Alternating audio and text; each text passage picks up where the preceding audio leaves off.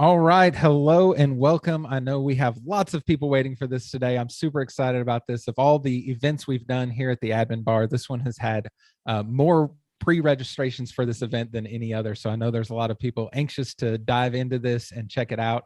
If you would, in the chat, just for my peace of mind, if you'll let me know if you can hear us and see us and everything okay. I'm double checking that here, but it looks like everything is working.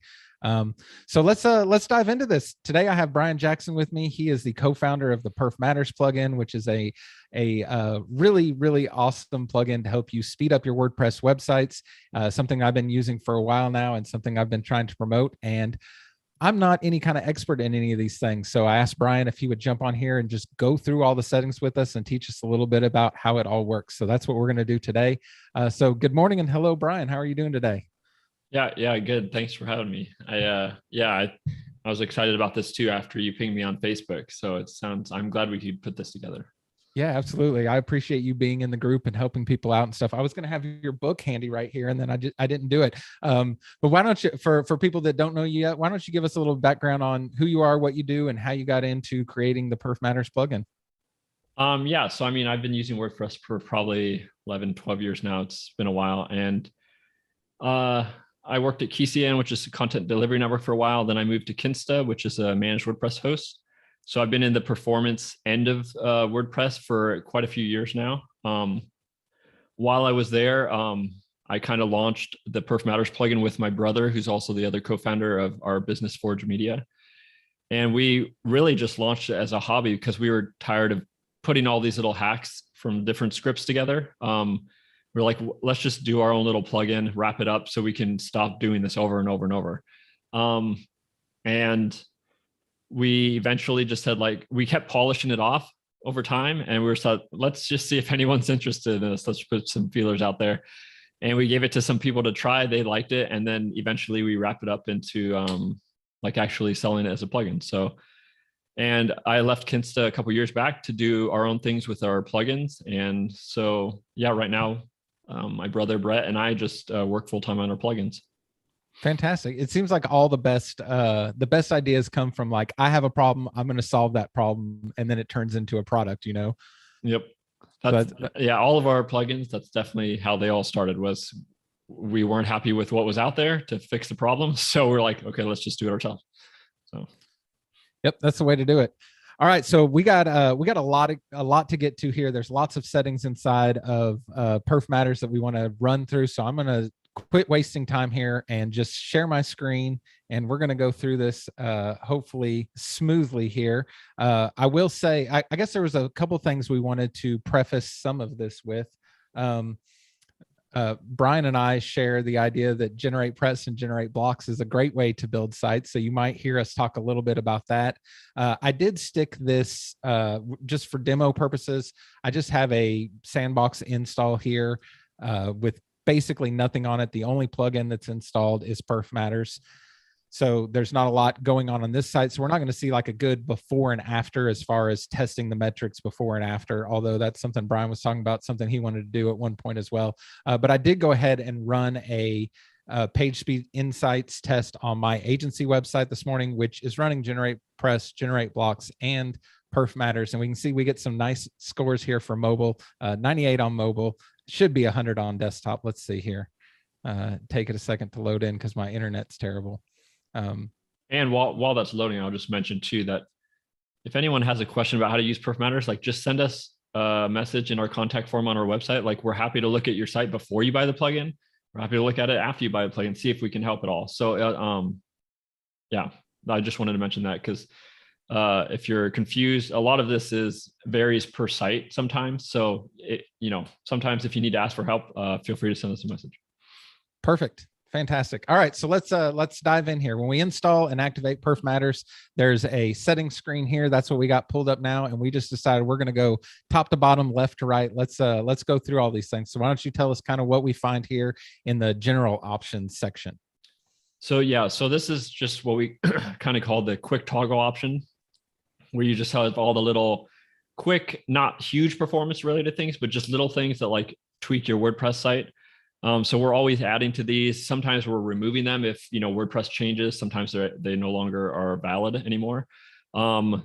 So I think we'll just start at the top here. Maybe at the first one, disable emojis, which is kind of self-explanatory, but like the little smiley faces and things, WordPress has a JavaScript file they include for this stuff.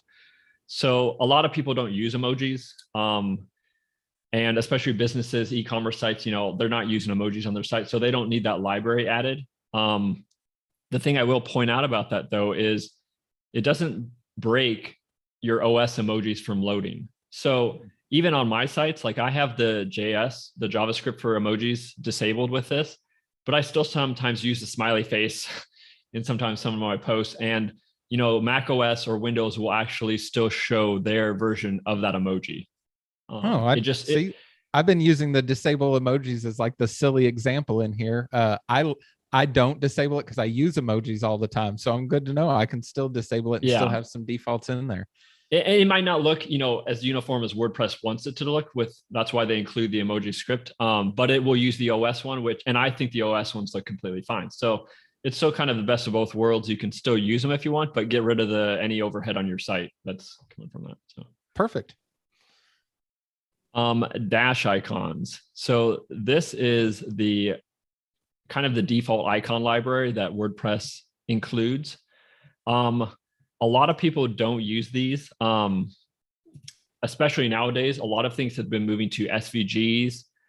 Even Elementor now has an option where you can inline their E icons, is what they call them, and they're moving to SVGs too. So Dashicons are being used less and less and less by WordPress sites. So I always recommend people try to turn this on first and just kind of spot check your icons quick, like on your front end of your site, just to see if anything disappears. If it does, that probably means whatever you're using is still using this Dashicons thing. But I would say on 85, 90% of the sites I work on, Dashicons being off is completely fine. So again, and with all these quick toggles, it's just on off. So you can't break anything. So, feel free to toggle it on, click around your site, looks good, then you're probably good to go. That's the nice thing about the quick toggles. Yeah. If you break it, you can fix it easily, at least. Yeah. Two things too with that. There's nothing enabled in Perfmatters by default, by design. So when you activate the plugin, nothing will literally be running at all. So that's by design. We don't want anything messing with your sites until you, in other words, we want you to break it other than us breaking it. But yeah, like you said, there's always a reset default button too on each screen, and you can toggle things off. So it's very quick to get back to where you were, or reset from scratch if you want. Fantastic. Let's see here. Next one. So Embeds is, a lot of people might not know this, but when you embed from another site, so like if I put a link from your WordPress site into my WordPress site, it might try to actually create this little card.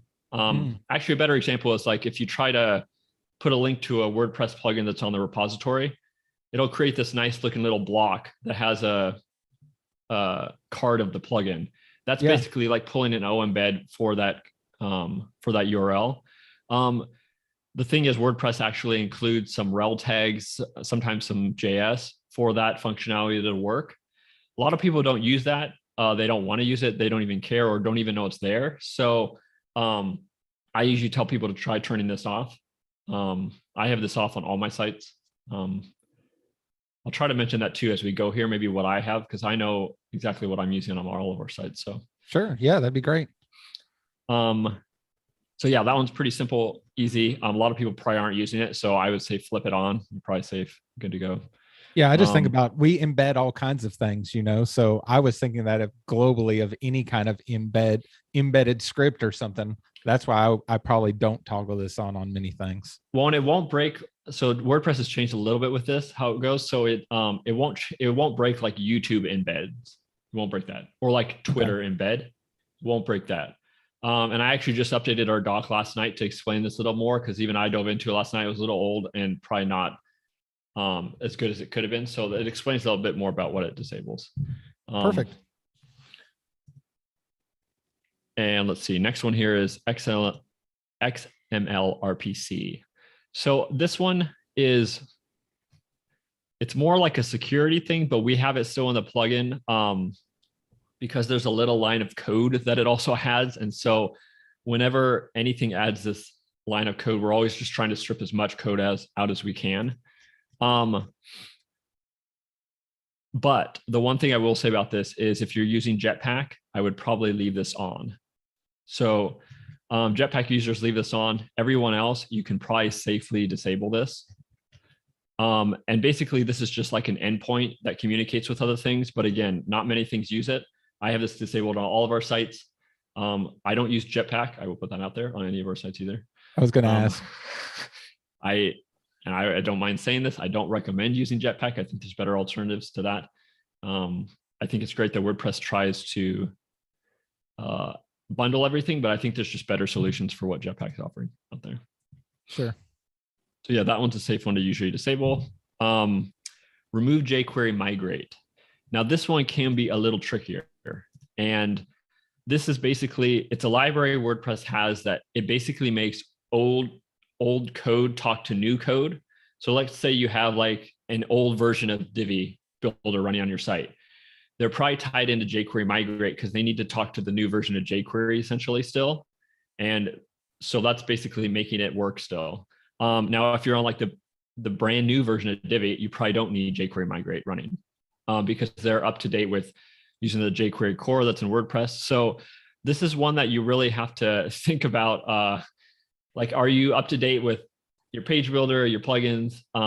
If you're up to date with everything, I would say try to toggle this on. You're probably fine. If you're not up to date with everything, if you're using, a year-old version of stuff, you're probably going to want to leave this toggled off.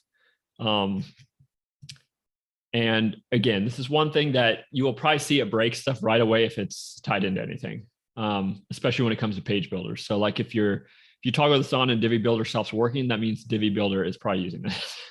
Gotcha. And maybe I'll make a note of this, but maybe we can, at the end here, it'd be nice to show people like how to do, see a console error in Chrome, maybe. Okay, sure, yeah. Because that's an easy way to actually check to see if this is breaking anything or not. But I'll put that in my notes, so maybe we can circle back to that at the end here. Perfect. All right, so why would we want to hide the WP version? WP version, okay, so this is now we're not a security plugin. Sometimes people Google for us and think we're a security plugin because of things like this, but some people do hide this because they don't want people to know they're running WordPress. And I know there's other plugins out there like Hide My WP, I think it's called, and other plugins that try to strip out everything on the front end so you can't tell you're running WordPress. In my opinion, I don't think that's a very good use of time. If a hacker wants to hack into your site, just disguising your WordPress site is not going to stop them. But I guess security by obscurity it could help in some cases. But for us, this is the reason we're doing that is we want to get rid of that line of code that says you're running version, 5.9.1 or whatever on your site. So again, we're doing it for performance reasons, just get rid of code, but it is probably good to not say you're running a year-old version of WordPress right in your source code. So two reasons I would toggle that on, and that can't break anything. So that's one I would always toggle on. Perfect. All right. So this next one that I don't even have the slightest clue of what this is. And this one, I have never seen this actually break anything. So I think you're safe to toggle it on. But this is like if you're using Windows Live Writer, which, to be honest, I don't even know if that exists anymore, but it's still in WordPress for some reason. Windows Live Writer is like a old Windows version of Notepad or something. If anyone's using this, you can leave it on. But this is like if you would want to be publishing with that tool to WordPress. So yeah, for 99.9% of people, just toggle this on. It'll remove another line of code on your site. Basically, that's why we have it in there. Okay. Simple enough. I've not heard of that either. So, all right. Remove RSD link. So RSD link basically ties back to the XML-RPC stuff again. This is like another line of code that ties with that.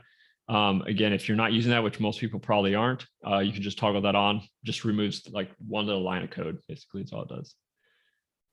Fair enough. All right. Remove Shortlink. Shortlinks so basically by default, WordPress, when you first set it up, the short links are like question P equals the post ID. They're not pretty permalinks is what they call them. So most people, the first thing they'll do is, they'll go change the permalinks eventually on your WordPress site. So it's, like blog post or something. So it looks nicer. What this does is it removes a line of code that references that original like P question mark thing. So if you have pretty permalinks on, you don't need this reference. It's not used for really anything. So I actually don't even know why it's in core, to be honest. But you can just safely remove that. Now, if you don't have pretty permalinks on, which I've never seen anyone not use permalinks, only when they didn't know what they were doing. Yeah. But eventually, everyone ends up, I think, with nice looking permalinks. So yeah, you can toggle that on.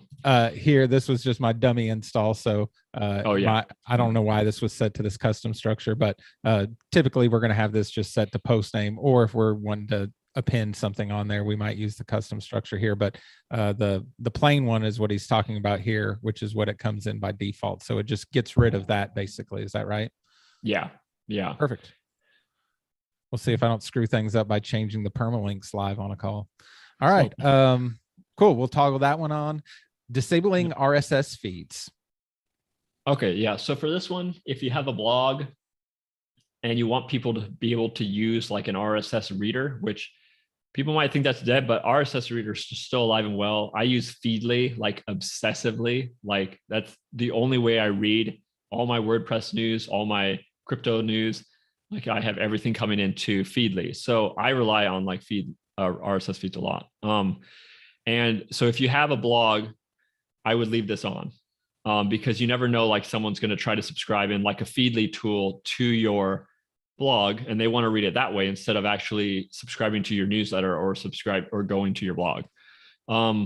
So if you don't have a blog, then I would turn this off because it will disable all the RSS feed functionality stuff. And there's code involved with that. So, like on our business Forge Media site, we have this disabled on our e-commerce site. So like perfmatters.io, we have this disabled because we actually don't have a blog. We have docs, but we don't have a blog. So we have all the RSS feeds actually disabled.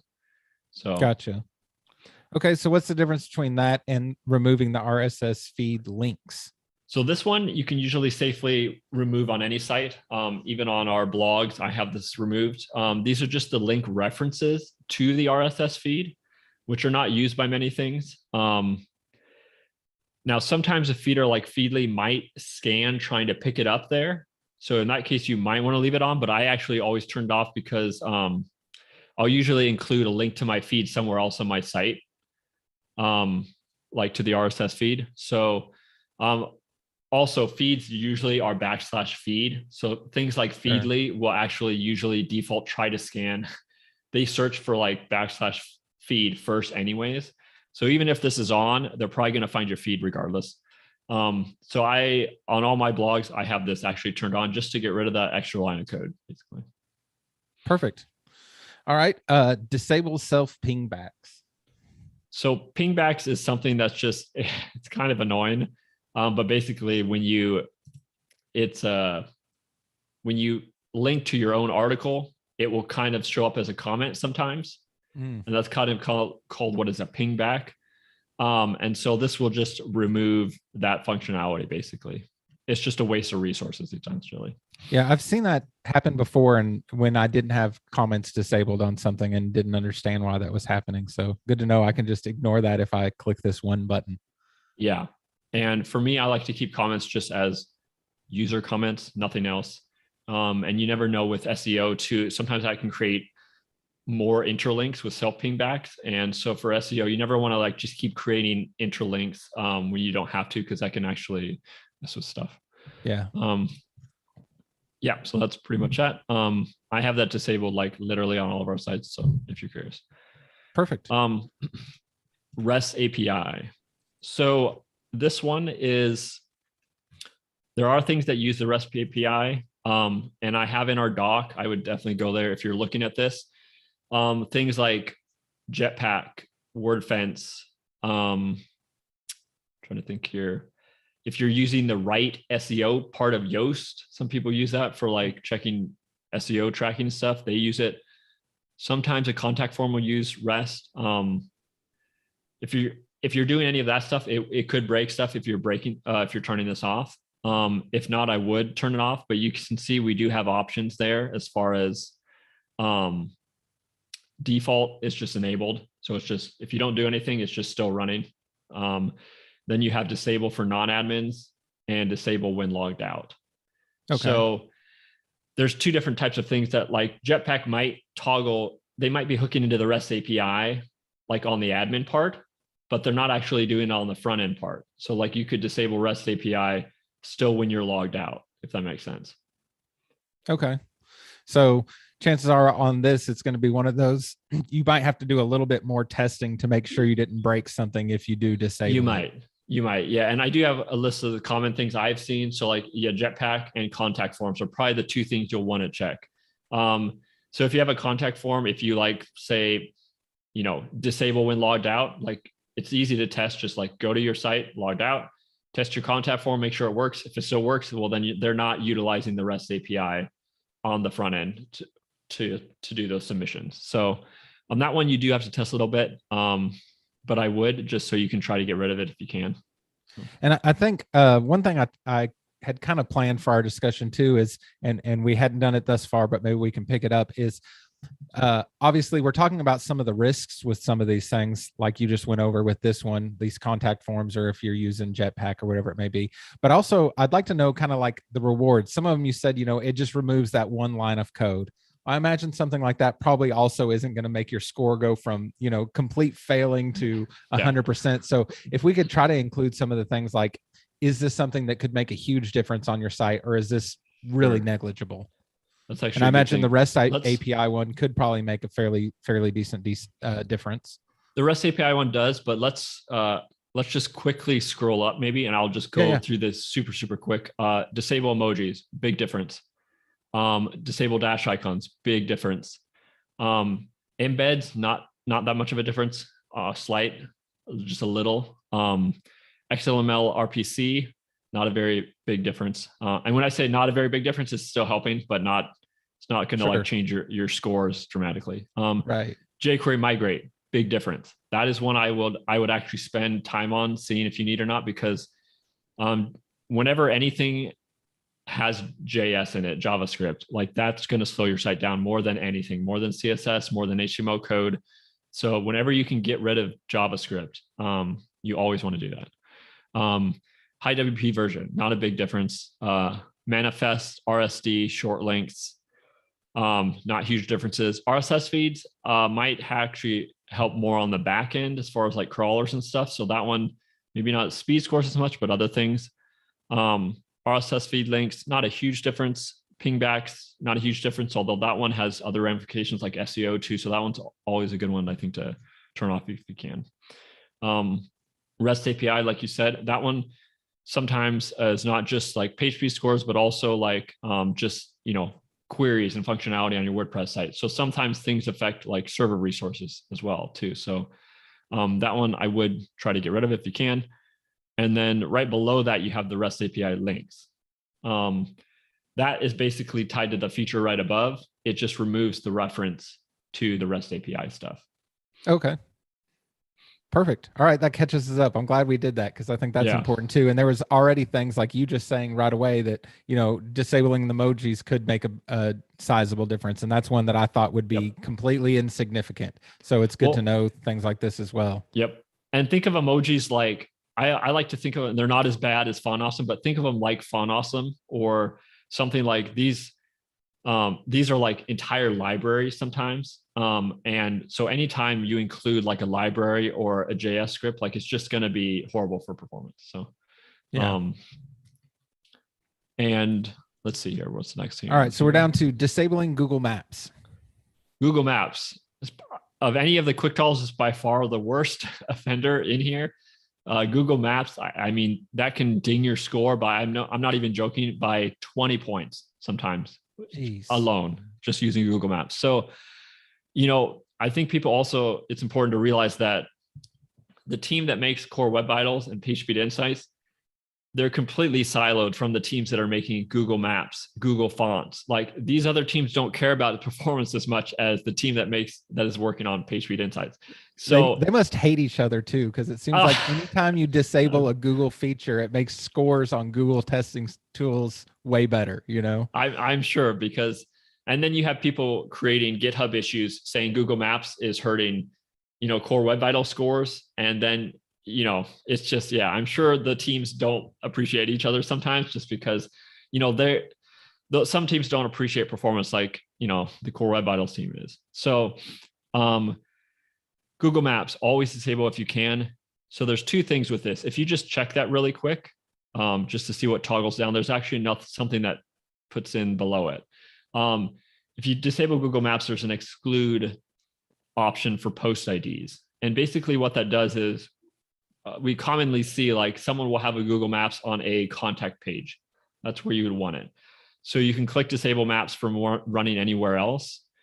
And then you can put your post ID for your contact page in there, and it would still allow it to run on that page. Perfect. And when we say run, I don't mean just visibly. Like some plugins will actually queue up and queue Google Maps, not on purpose possibly, but they queue it and it loads like on your entire site on every page, which should not be happening. So even though you don't see Google Maps visibly, it might still be running if you're using like a Google Maps plugin. So it can be good to check like GT metrics, like look at the waterfall, like is there a bunch of, Google Maps stuff in there, or PageSpeed Insights. Usually you can tell that Google Maps is running too. So look at that stuff, so especially on your homepage, like I would not use Google Maps. That's your most important page of your site. Sure. And like I think we were mentioning before the call here too, is a nice little hack for Google Maps. Replace it with a static image that just clicks to Google Maps. Do people really need the little drag and drop on your site? Probably not. I know for myself, I always end up going to Google Maps on my phone later anyways when I'm looking up directions. So it's, if you replace a Google Maps with a static picture, that's a win-win.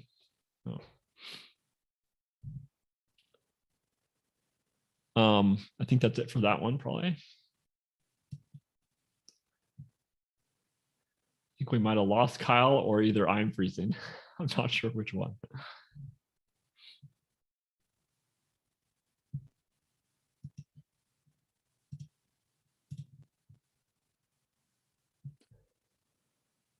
I'm going to give Kyle a minute or two to see if he can get back in.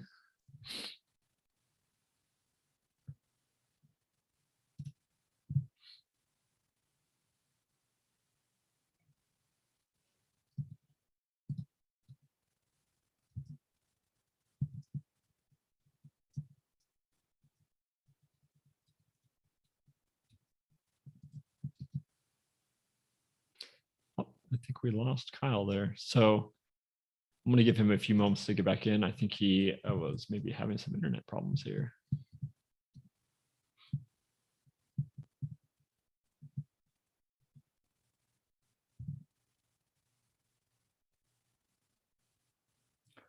You know what? While we're waiting, I might actually just keep going through these for you guys.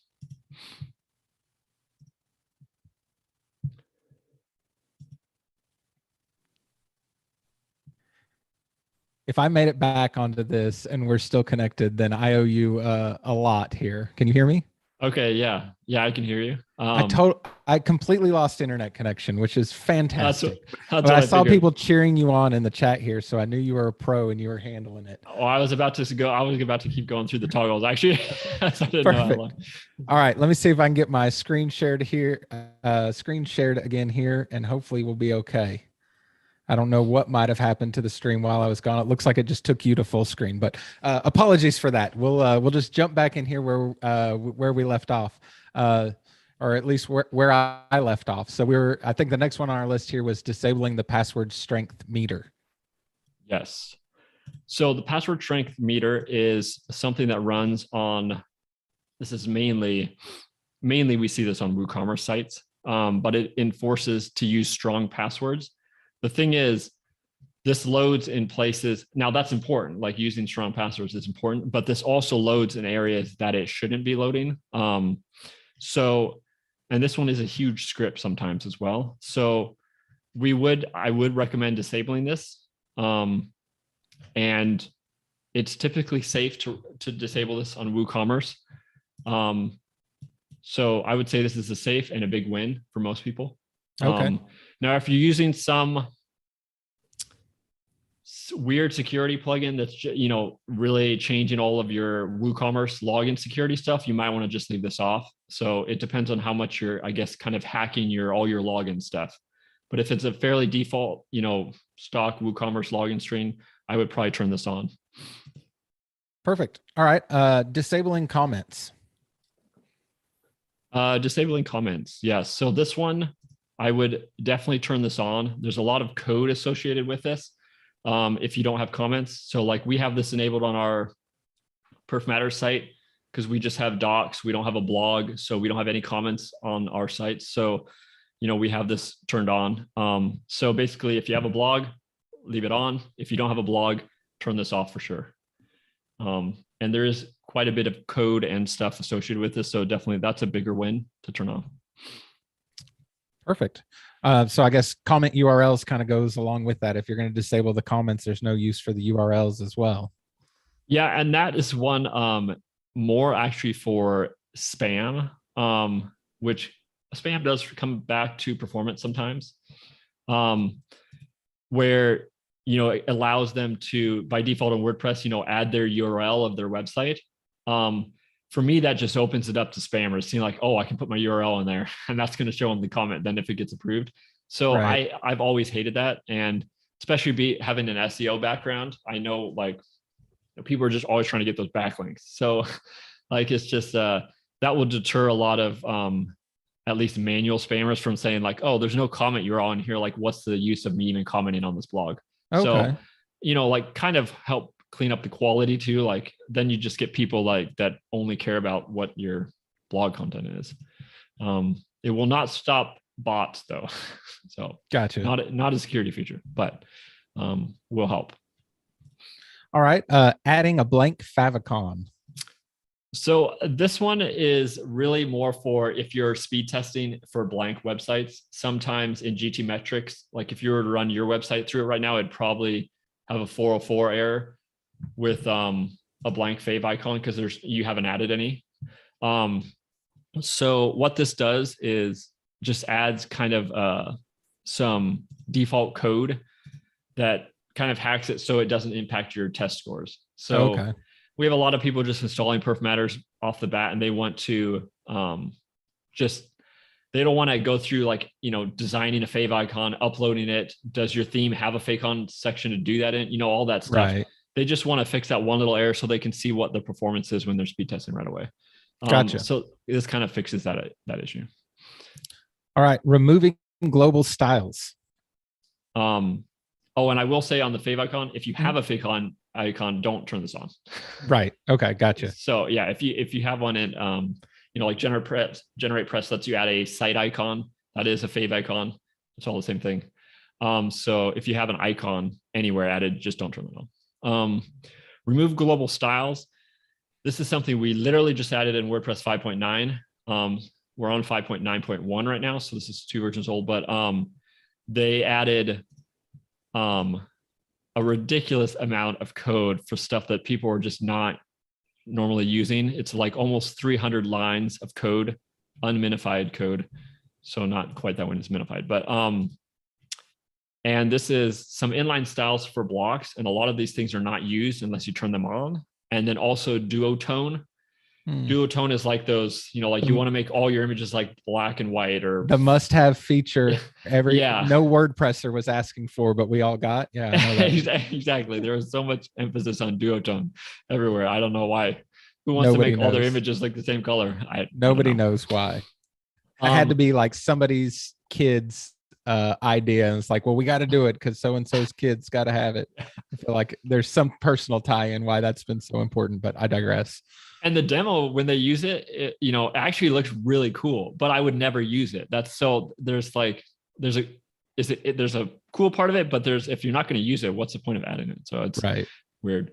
But there's 2 parts of that. There's some inline block style stuff that's really not used by a lot of people. And then there's 115 lines of that is just duotone code.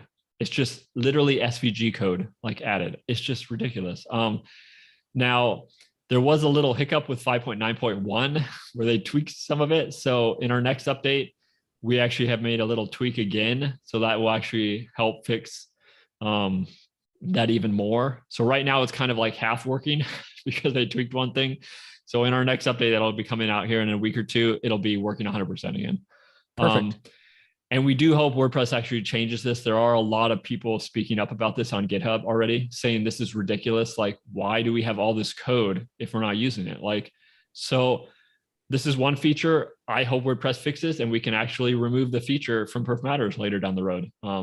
I'd rather WordPress fix it in core than us having to add useless toggles like this. Sure. So it might help us, but I'd rather WordPress fix core rather than us having to add this stuff. So yeah, add stuff to remove stuff. That seems seems like an odd workaround. Yeah. I mean, it seems like that's why our plugin does exist to begin with. Yeah. But still, like, I'd rather have WordPress fix core rather than just doing things the wrong way. Can we just put Brian in charge? Anybody? We'll just put him in charge of the entire project. We can get all this shit sorted out. I have a lot of respect for the WordPress team. Like, I do not want their job. Like, all the crap they deal with, man, it's just a nightmare. No. All right, on to disable heartbeat. Heartbeat, yeah. So heartbeat is this is one thing I would definitely turn on. But I would probably, for most folks, it's safe to do the only allow when editing posts and pages. Okay. So basically what this does is there's this script called admin ajax.php. And when you leave, let's say you're going to browse and edit a WordPress post. Let's say you get a call or you leave for lunch and your post is still up in your browser. It's going to ping every 15 seconds. By default, it's going to ping your server, basically. And that's just, it creates an enormous amount of CPU and server load, like just when you're leaving that up. And so sometimes, even me, I'll leave posts up in draft maybe all day, like just in another tab. I just have or 15 of them in other tabs. Yeah. Or for weeks, to be honest. Like, I never restart my Mac ever. And so things like that's just sitting there is just going to hammer your server. So it's better to limit that. And I would do only edit posts and pages. That's the safe one for everyone. If you want to try doing disable everywhere, you can. I would say that's for people that know more what they're doing and more of how this works. So not for most people, you're probably safe with editing posts and pages. Perfect. So I need the kid gloves version. Yeah. So if you're using like Elementor or something, definitely don't like disable it everywhere. So then there's below that heartbeat frequency that ties into exactly that thing above. You can actually change how much it runs. So, if you want to say, let it only run every 60 seconds, that will like really pull back that how much it's hammering your server on there. Okay. And we actually have a few tweaks to these too. We're going to be adding a few more options for like logged in, logged out. There's a couple other things we've been getting some feedback on. So there will be a few more, like probably they'll show up underneath it if you toggle something on, something kind of like that. Okay. But again, that's more server related performance, not PageSpeed Insights related. Sure. So there is a difference there. Limit post revisions. This is one I have always hated from the get-go, ever since I started using WordPress, is they will just keep adding revisions when you keep adding drafts in your posts on WordPress. And it's nice, I guess, for some people, but I've seen sites with literally like 1,000 revisions for one post. Like, are you really going to go back 1,000 revisions and use that? Let's hope not. Let's hope not. Yeah, let's hope not. If you do, like, I guess leave it on, but I think you have more problems than just our plugin at that point. I always use 3. That's just like my magic number I've always used on sites. I like 3 revisions because it gives me the best of both worlds. Like, if I make a mistake, it's usually in the same day or a day before. And so I can still go back 3 revisions and say like, oh yeah, that's what I did. I need to change it and go back. But The reason you want to do that is because it adds a row in your database basically every single time that revision's added. And so I've seen databases with 50,000 revisions sitting in the database, and 49,999 of those are probably never going to be used. So right. it just, your database gets bigger, bigger, bigger for something that's never used. So limit those to 3 from the get-go and you're good to go. 10 if you're really conservative. Yeah, and 10, yeah. 3 is probably a little aggressive. So it depends on how much you're writing. If you're working with a team of writers or doing that, like definitely like use a bigger number probably. Perfect. All right. So the autosave interval, I'm guessing that's kind of tied into this as well, how quickly it's auto-saving your drafts. Yes, exactly. That's how quick it auto-saves to drafts. So by default, it's every 60 seconds, every 1 minute. I actually put that out to, I think I use 3 minutes on some sites, like on my blog sites. And then on like our e-commerce sites, I use like 5 minutes because I'm not like hardcore writing as much on those sites. Gotcha. So that one I would just crank up to. It helps reduce pingbacks to the server. So perfect. All right, so that gets us through this first section here, and it took us only 41 minutes to do it. So lots to talk about here. Okay, and my apologies for distracting us with leaving Zoom for a while, but just a quick time check on that. I am trying to grab questions from the chat as we go. I'll try to butt in if I think it's something that's only going to make sense if we talk about it right now, but I am grabbing some questions from the chat. If we have time at the end, I'll try to throw those in. If not, I'll shoot those to Brian and maybe he can solve those for us another day. Sure. All right, so at the bottom here, we have a little section here for login URL, and I'm guessing this is more, you talked about a couple of security type things. I'm guessing this is more towards that than performance, or have I got that wrong? Yeah, it's kind of both. It's kind of more like that topic of security by obscurity that some people will argue doesn't work, but it does help, in my opinion. So like if people don't, you're basically changing, the default login URL is wp-admin. Right. When you install WordPress, and everybody knows that. Bots know it. Every person that uses WordPress knows it. So by changing this to something else, you can at least break that URL from happening. So if someone was to like say, hey, I want to go see if I can just try to break into their site or something using the default, this will allow you to use any URL you want. So they won't know it off the top of your head. And I haven't seen it actually decrease bot activity tremendously. That's why we added it, is because bot activity can impact your performance of your server. If it's taxing your server, then your website's going to load slower. Yeah, exactly. So, and if bots all have in their scripts WP admin. So if you change it to something unique, the bot is not going to be able to guess that if it's something very unique. So at least it decreases things hitting that constantly, trying to break into your site, basically. I'll say from experience, change it to something you'll remember, because then you trying to remember it later could be a problem. So come up with a system for that and then use that. And we do have a doc on our site on how to get back into your site if you don't remember it. Perfect. That's also two. Yes, we do have people. All right. So I guess we'll jump over here to the assets tab. Yes, let's do that. And the script manager inside here is something that seems extremely robust and quite honestly over my head. So why don't you talk to us a little bit about how this works? So the script manager, it allows you to basically, plugins will enqueue things a lot of times, but they'll just enqueue them and they load everywhere on your site, which is not necessarily the developer's problem sometimes. Sometimes they do it for short codes, so that things will always work regardless of where you add a short code. So don't always blame the developers. There are sometimes that they are enqueuing it everywhere. Sometimes it's to reduce support tickets too. But there are a lot of times where things should not be running everywhere. And the script manager allows you to disable scripts and or entire plugins on a per post page basis. So like, let's say you have a contact form. If it's running stuff on your entire site, probably doesn't need to be doing that. You probably only need it loading on your contact form page. So you can easily go into the script manager, disable it everywhere except for your contact page. And if you want to actually click into that, maybe really quick, we'll just do like a, so you have it enabled. We have to make sure you hit save. Save that. And then go to the homepage of your demo site. And then, yeah, we'll click in the script manager there. And we'll just give people like kind of like a little quick overview. But Okay. so you can toggle scripts on and off individually there.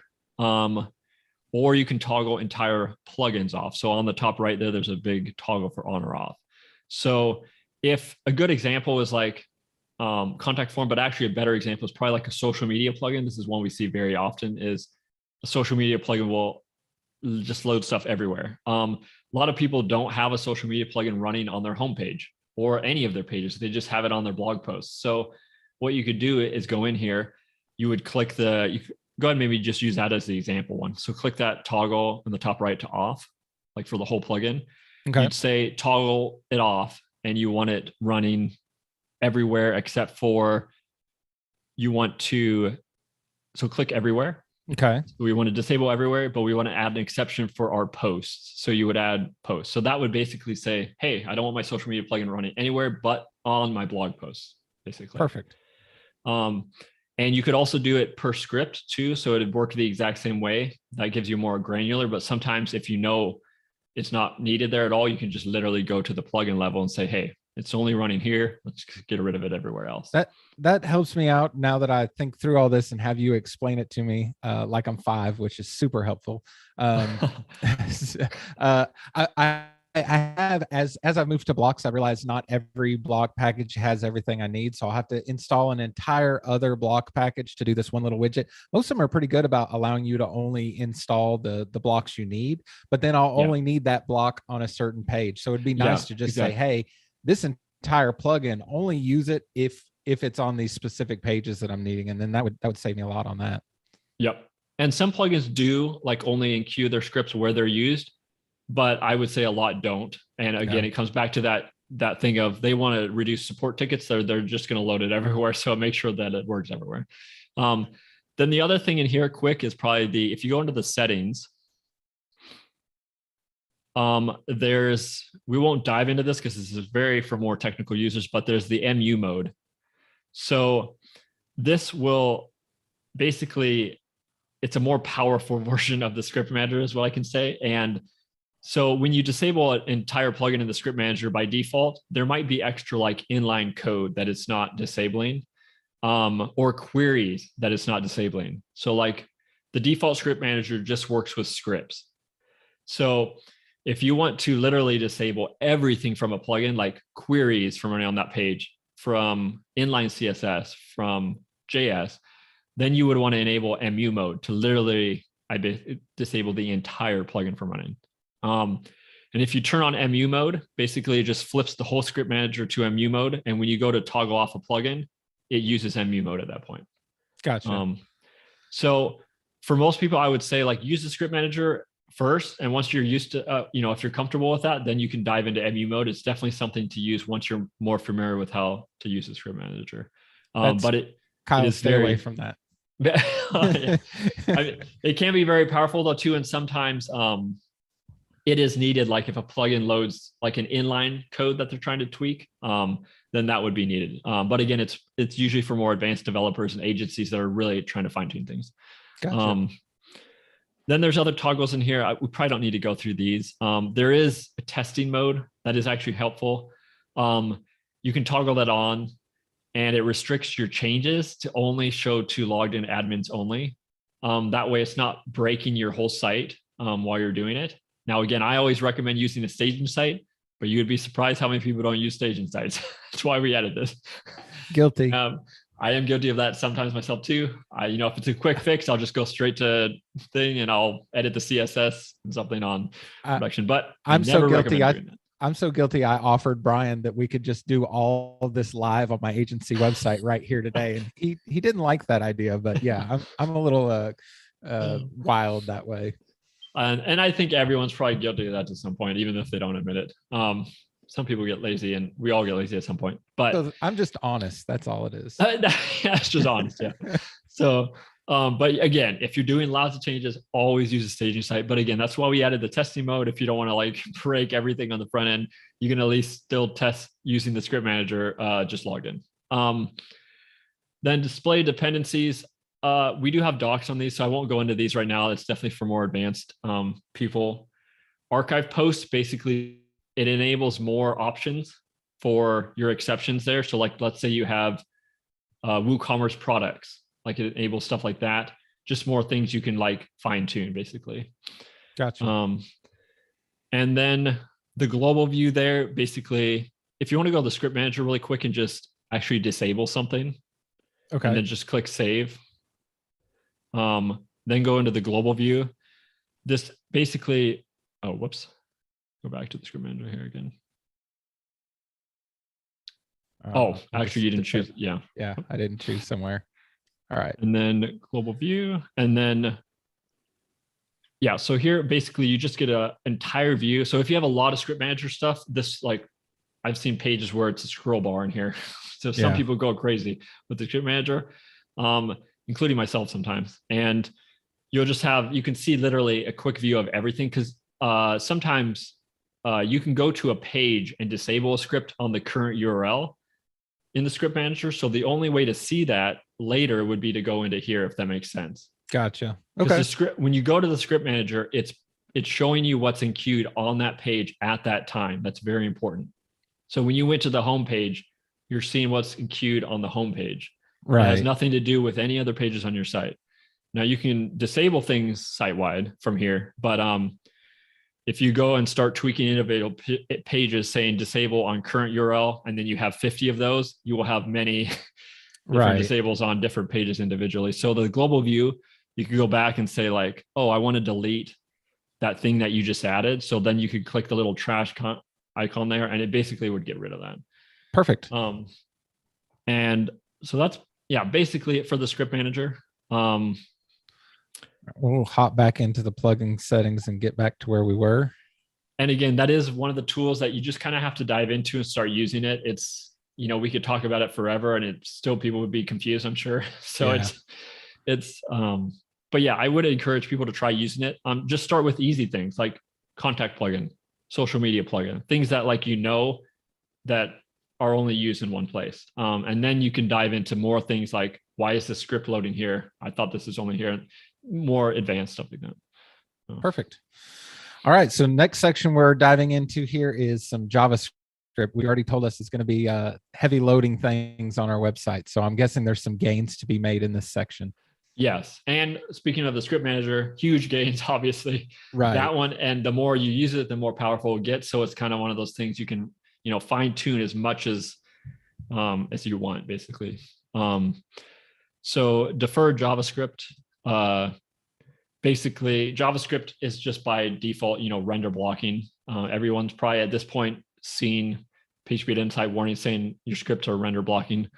Very annoying. So defer is just basically one thing that will move the JavaScript to the bottom of the page, bottom of the waterfall. So when, like, GTmetrix has all your scripts, that's called a waterfall. And this will basically move the JS to loading at the bottom. That can help clear up some of those render blocking warnings, essentially. Perfect. All right. So what's the difference? I guess if we toggle that on, we get some more here as well. Include jQuery and exclude from deferral. So I'm guessing we can exclude things here, but what's the difference here with the jQuery? And I will say here too, jQuery is, on most sites, jQuery is the worst offending script in all of WordPress, in my opinion, at the moment. It is the biggest library. I think it's like 30 kilobytes for just that one file. I know that doesn't sound huge, but these days it is huge because we're getting so, Core Web Vitals is so picky these days that we're down to kilobytes talking about. So 30 kilobytes for one JavaScript file is enormous. And on most sites I work on, and on our sites, jQuery is by far the biggest file of anything. So trying to figure out how to optimize jQuery is very, very important, but it's also very tricky too sometimes. So with defer, there is an option here to include jQuery. For most people, I don't recommend turning this on. Okay. Most people will be using jQuery, and deferring jQuery can actually break things. So unless you know what you're doing, I wouldn't include the jQuery in deferral. We'll get into another option here later that's better actually to optimize jQuery. All right, perfect. And then there's exclusions there. That is important. Sometimes, you know, any of these options can break things. Every site's different. And so we always have ways to add exclusions if it breaks JavaScript, you can add the JavaScript file in there to add an exclusion from it, actually deferring it. So basically, when you click that on, defer is added to all your JS scripts. If you add an exclusion, it just takes the defer off of it. So perfect. Makes sense. All right. Delay JavaScript. So delay, this one is actually very powerful. This will basically, it delays your JavaScript on user interaction. So like if a person moves the mouse, scrolls, touches the screen on their phone, stuff like that, it will delay it till someone does that, essentially. And this can be a great way to clear up a lot of those, render blocking JS warnings in PageSpeed Insights. And I hate this feature and I love it at the same time, because it's kind of one of those things where like you're essentially hiding things from PageSpeed Insights, which I don't like. I think it's like, I don't like to hide things on sites because it almost like, you're not fixing the problem. I guess that makes sense. Yeah. It's a hack. Yeah. It's a hack. And so, but Core Web Vitals is so picky that we've added this option because sometimes on some sites, it is one of the only ways to actually really help with some of this JavaScript stuff, because some sites will just have an enormous amount of JavaScript. It's crazy. And that's essentially because when you run that PageSpeed Insights test, it's not interacting with the page. So it's basically going to delay that JavaScript until somebody interacts. The testing tool isn't interacting. So it's going to skip over all those things. Correct. And there is one day that PageSpeed Insights could change that too. They might see everyone's delay in their JS, like all WordPress sites. And so then, we'll have to figure out another way, but we will tackle those roads when we come to them. We'll censor this part of the video so that doesn't happen. Yeah. I'm sure Google knows they're doing it already, so we weren't the first ones. Okay. No. And there's a lot of WP Rocket flying scripts. There's tons of plugins that are doing this. So, and there's two behaviors in here. These are important. There's delay specific scripts and there's delay all scripts. Now, delay all is the best way to optimize jQuery. So this, I'm going to try to figure out the easiest way to explain this. The reason it's hard to optimize jQuery is because jQuery is dependent with other scripts. So other scripts use jQuery to load. If you mess with the order that they're loading in, things will break. And you will see, like, if people are familiar with console warnings in Chrome, that's what causes these. And when you break the order.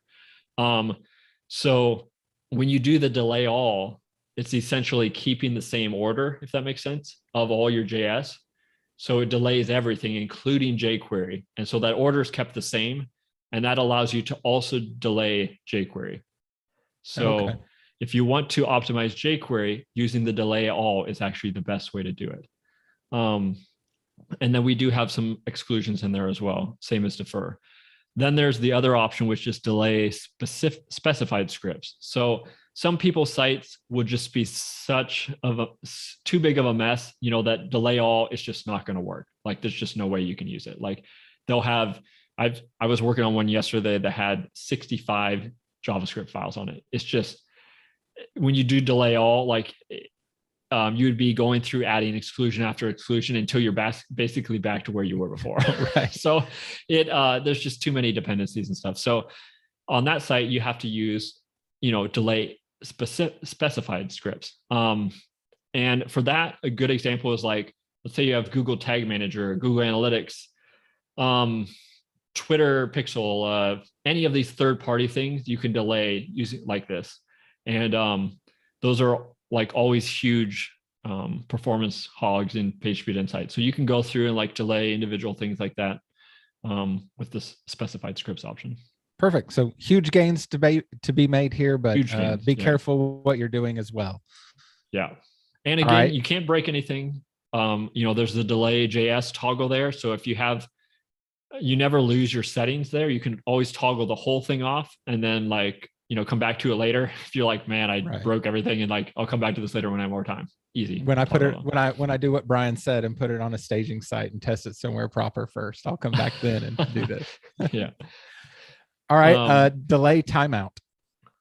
Delay timeout impacts your delay JS if you still want it to load regardless of the delay interaction. So, like, let's say you want it to load like 7 seconds, regardless of if someone hasn't moved the mouse or scrolling. Now, think of this as a fallback, because who's not going to move the mouse?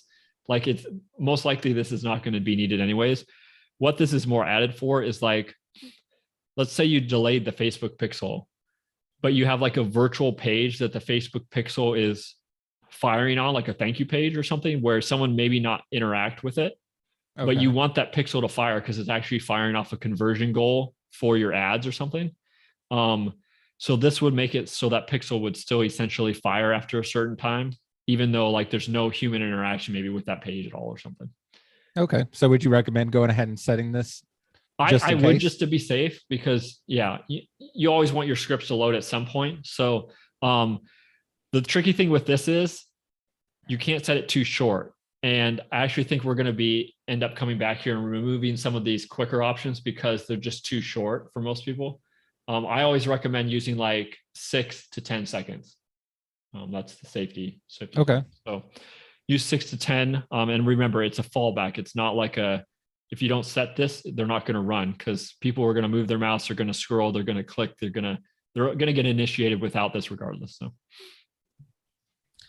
Perfect. All right.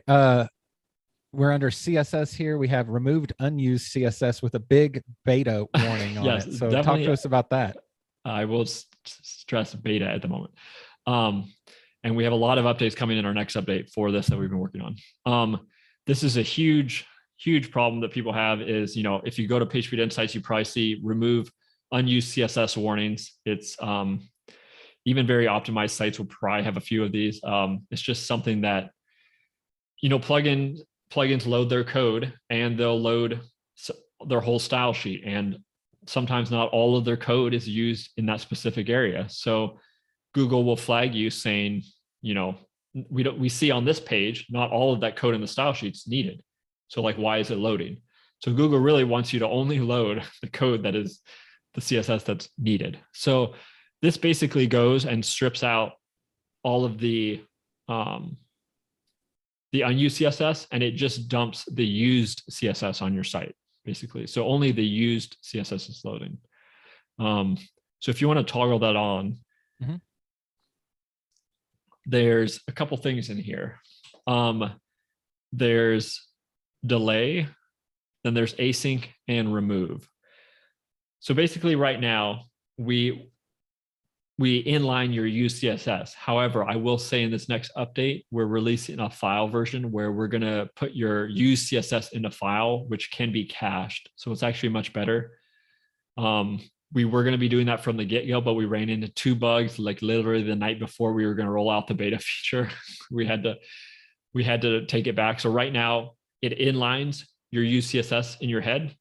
But the one we're going to roll out in the next week or 2 is going to put your used CSS in a file, which can be cached and is much better. So if you haven't used this feature yet, but are wanting to, I would actually say just wait till we push out this next Perfmatters update, because it will be a better option.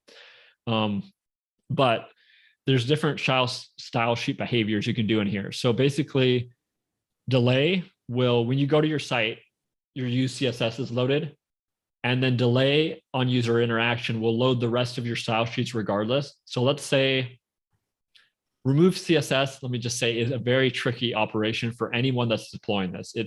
There's a lot of moving parts that are going on, and nobody can ever get it perfect, regardless of whatever. And any plugin developer says it's never perfect. And so basically, delay will, when you hit your site, you see your used CSS from Perfmatters, and then delay will actually load the rest of your CSS files on interaction. So if there were any like little things that weren't quite right, the rest of your CSS files would kick in, and then the problems would be fixed essentially. Okay, so basically, in between the time Google tests the page and when a user would actually see any issues, that comes in. Correct. Okay. However, if there is an issue with, say, like, here's an example that I'm going to use that we're probably going to add to the plugin in the core, so you won't actually see it later. But if you use a column in WordPress, like 2 columns, this feature I've seen actually remove some of the CSS needed for that second column, and so it would bump it down by accident. And so delay, if you had that on, you'd hit your site right now with delay. And then the delay would be like bump it up while you're then. But the thing is, you would see that. You'd see like, whoop. And so that's being caused by the delay. So you don't really want that. But that's also why we have these other options in here too. Okay. So we have async, which basically is not as powerful, but it will load your CSS files as the page is loading. So it can prevent some of that pop-in, but it's also not as good as far as, I guess, hiding things from PageSpeed Insights. So if you click that on, you're probably going to see 50% of the performance as you would from using the delay. Okay. Just to throw a ballpark number out there. Sure. So, and most people hear 50% performance compared to the other one, probably not going to want to use it at that point. So I don't even know. This is in beta, so we are, things might change. I don't know if async will be in there permanently because honestly, we're not seeing many gains from that one. We might end up be delay and remove in the long run. Then you have remove, which actually you just have our use CSS and you have nothing loading after the fact. So it's as clean as you can get with the code for PageSpeed Insights, best performance option. But again, if you have a little like, say something wasn't picked up, like that column thing, you would need to add an exception there in the box below to fix that problem. So a lot more work, but I'm guessing all this is available in here because there could be some pretty big gains from this. The removing unused CSS could be pretty beneficial in terms of performance. Huge gains, yeah. And you do have exclusions. So if you want to use the remove option, which is by far the best performing option, you might just have to go and look at your site and say like, why is this, what CSS is missing here? And you'd have to add it as an exclusion back in there. And that would fix the problem permanently. But it might take a little more tweaking too. So the delay is the default that I would recommend for people that don't know as much of what they're doing. They're just trying to fix some of these unused CSS warnings. I would use the delay. And if you need help, like reach out to us. We're fine. Like we're great at like hunting down exclusions. I can tell you my brother like does that every day. So he's probably going to hate me for that saying that, but so what everybody out there right now is picturing as a huge nightmare trying to track these down. The guys at Perfmatters actually live for this thing. So it's a good relationship to have for sure. That's true. And when I say like when it's not perfect, like I'm talking like it'll catch like 90% of it or 95% of it. So you might have like 3 exclusions you need to add for a whole site. So it's not a lot sometimes. It's just like there's a few nitpicky things. And sometimes people with delay, like say it's below the fold, you wouldn't even see it happening. So there's a lot of times you won't need anything added for it to work properly. All right. So we'll jump down here. The last section in this tab is code. This is really not a performance thing. It's just to add some custom code if you need it. We always have people adding just custom JS to tweak something. We're always working. So we wanted this in our own plugin because we were constantly like adding this for people. So it's just easier to have it in there. I've seen a lot of people download the I forget what it's called, like headers, footers plugin or whatever. Yeah. That you can do that. I use GeneratePress, so I usually dump them in the elements, but yeah, perfect. Yeah. I really shout out to GeneratePress with the hooks and the elements because you can actually make them load where you want them per page. So good for performance. Tom and his team do good work. Yes. All right, we'll move on to the next tab here, preloading. Preloading here. I guess no hard evidence because I don't have any hard evidence, but anecdotally, when I check this box, I notice how much quicker my website feels when I'm browsing it, but I don't know what that means exactly. So I will say for this one, it will not help with PageSpeed Insights, but it will be dramatically felt by the user browsing your site. So there's 2 things. There's real performance and there's perceived performance, which is how fast the site feels. So this one, I always say enable it because you always want people to be like, wow, this site is like super fast. Like, I'm clicking between things and like, wow, this is awesome. So, and that will help, conversion rates. There's tons of studies out there that, the faster your site loads, the better it is. So basically what that does in the background is when you hover over a link with your mouse, it preloads that HTML stuff that you would load anyways when you go there. So it does some of the work before you actually click there, basically. Yeah, essentially after the page is idle because the page you're on has already loaded, you can start using that to start loading up links that you're anticipating somebody's going to click on, right? Yep.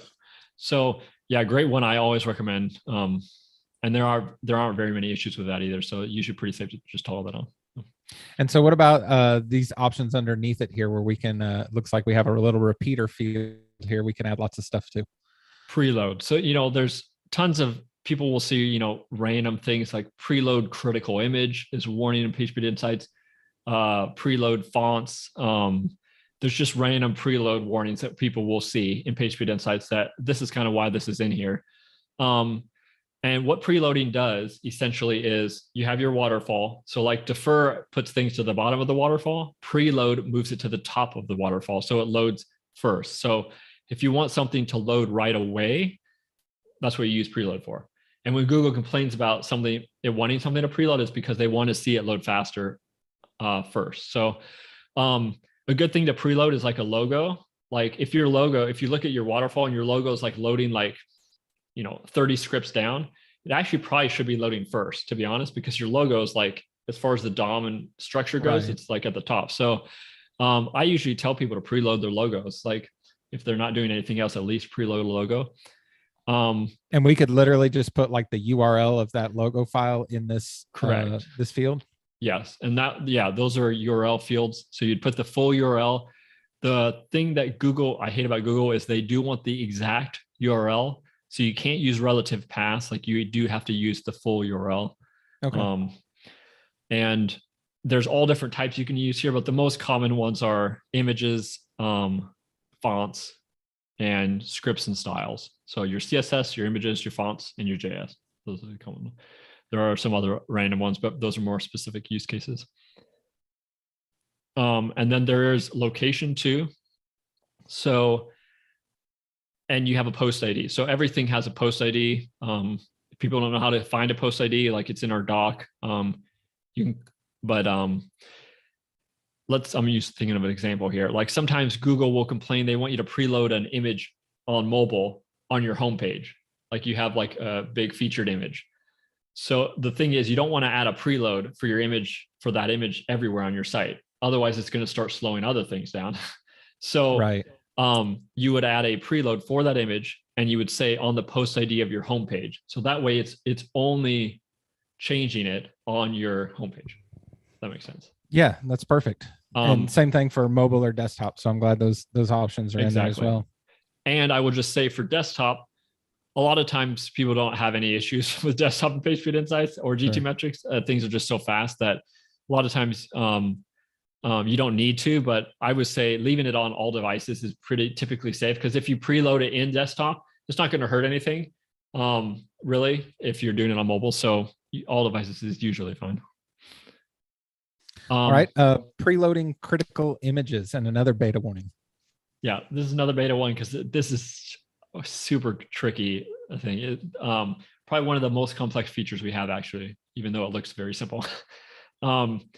This one basically looks at your critical images, the ones above the fold, and automatically preloads them. So if you don't want to manually preload your logo there, like in the field, but you want to do it automatically, along with like your featured image of a blog post, you could say like, I want to preload my first 2 images above the fold.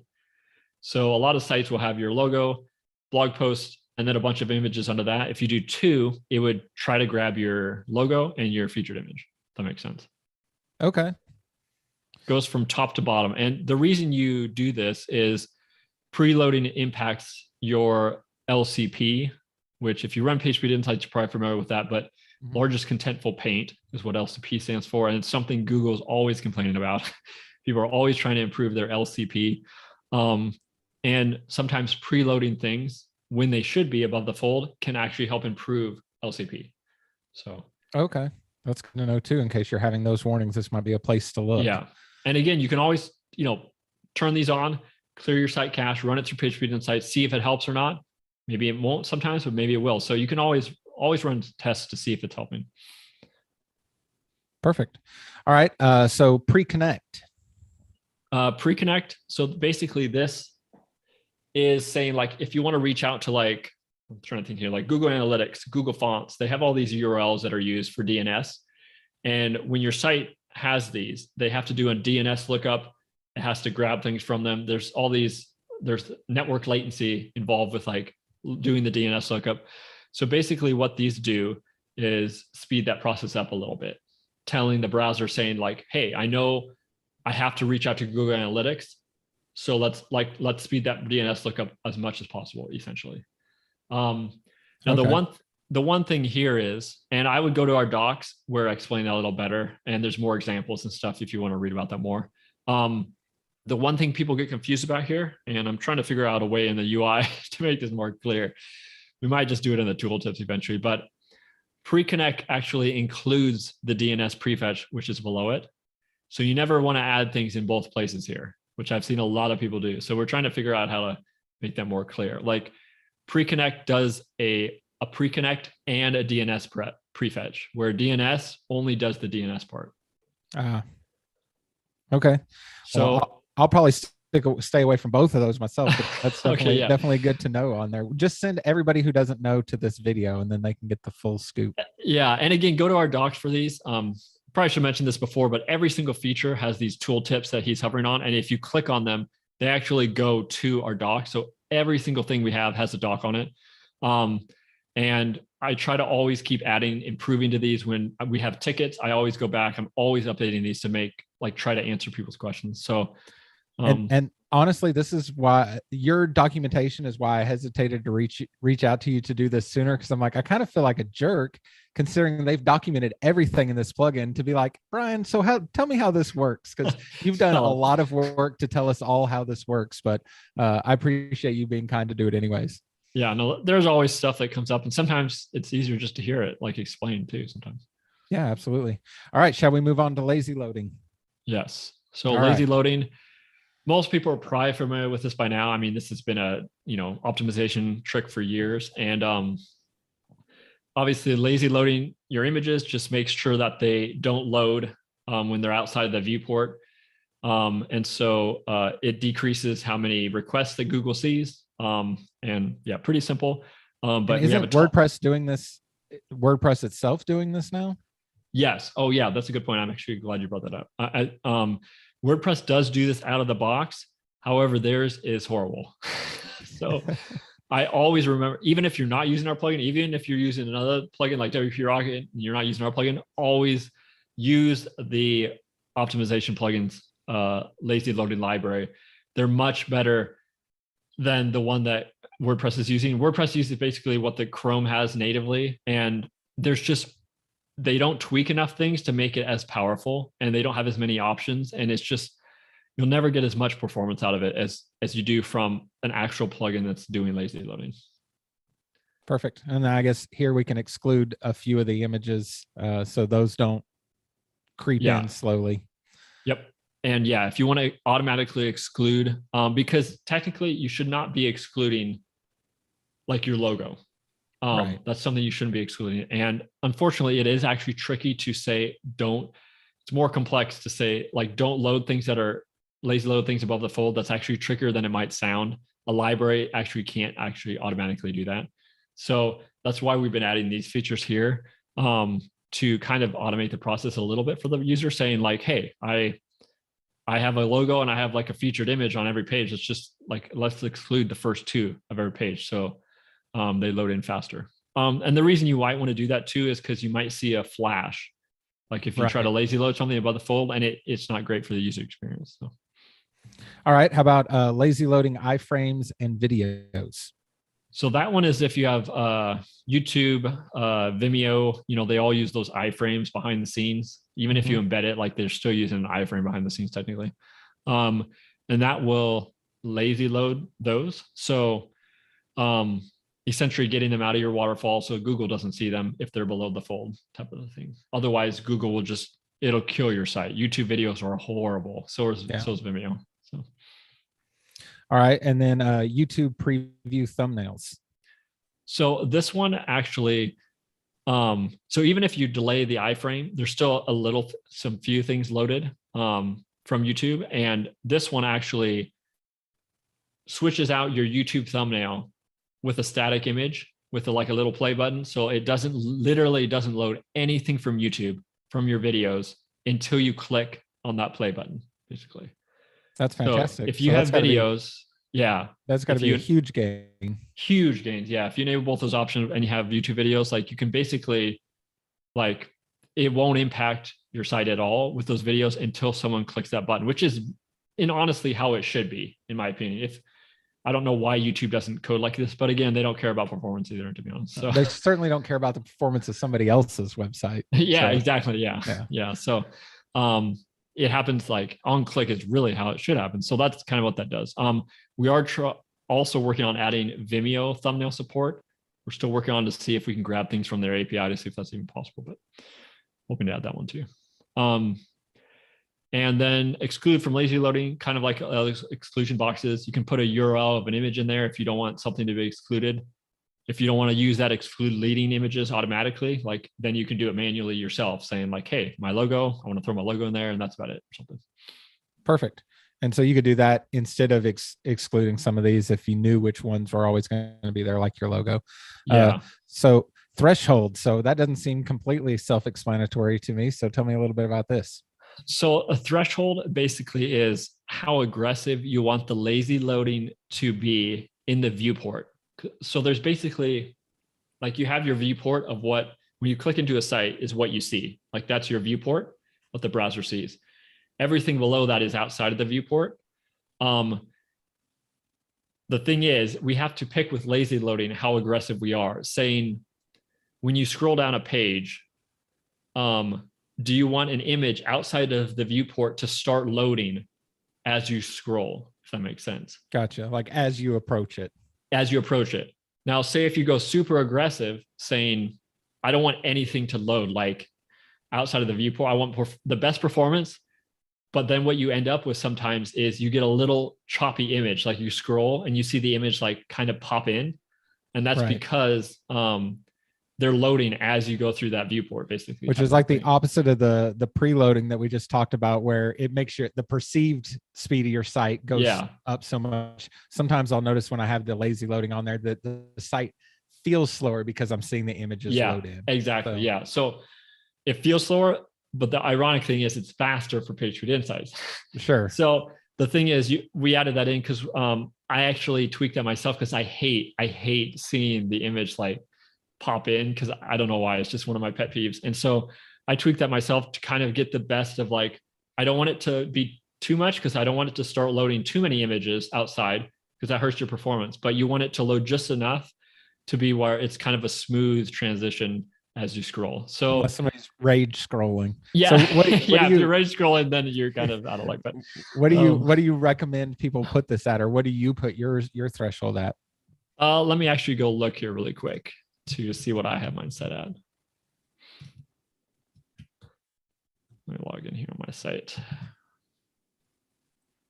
We have some big fans of yours here in the chat too. Joe Fletcher, shout out to you for answering lots of questions and talking to folks here in the group, in the chat.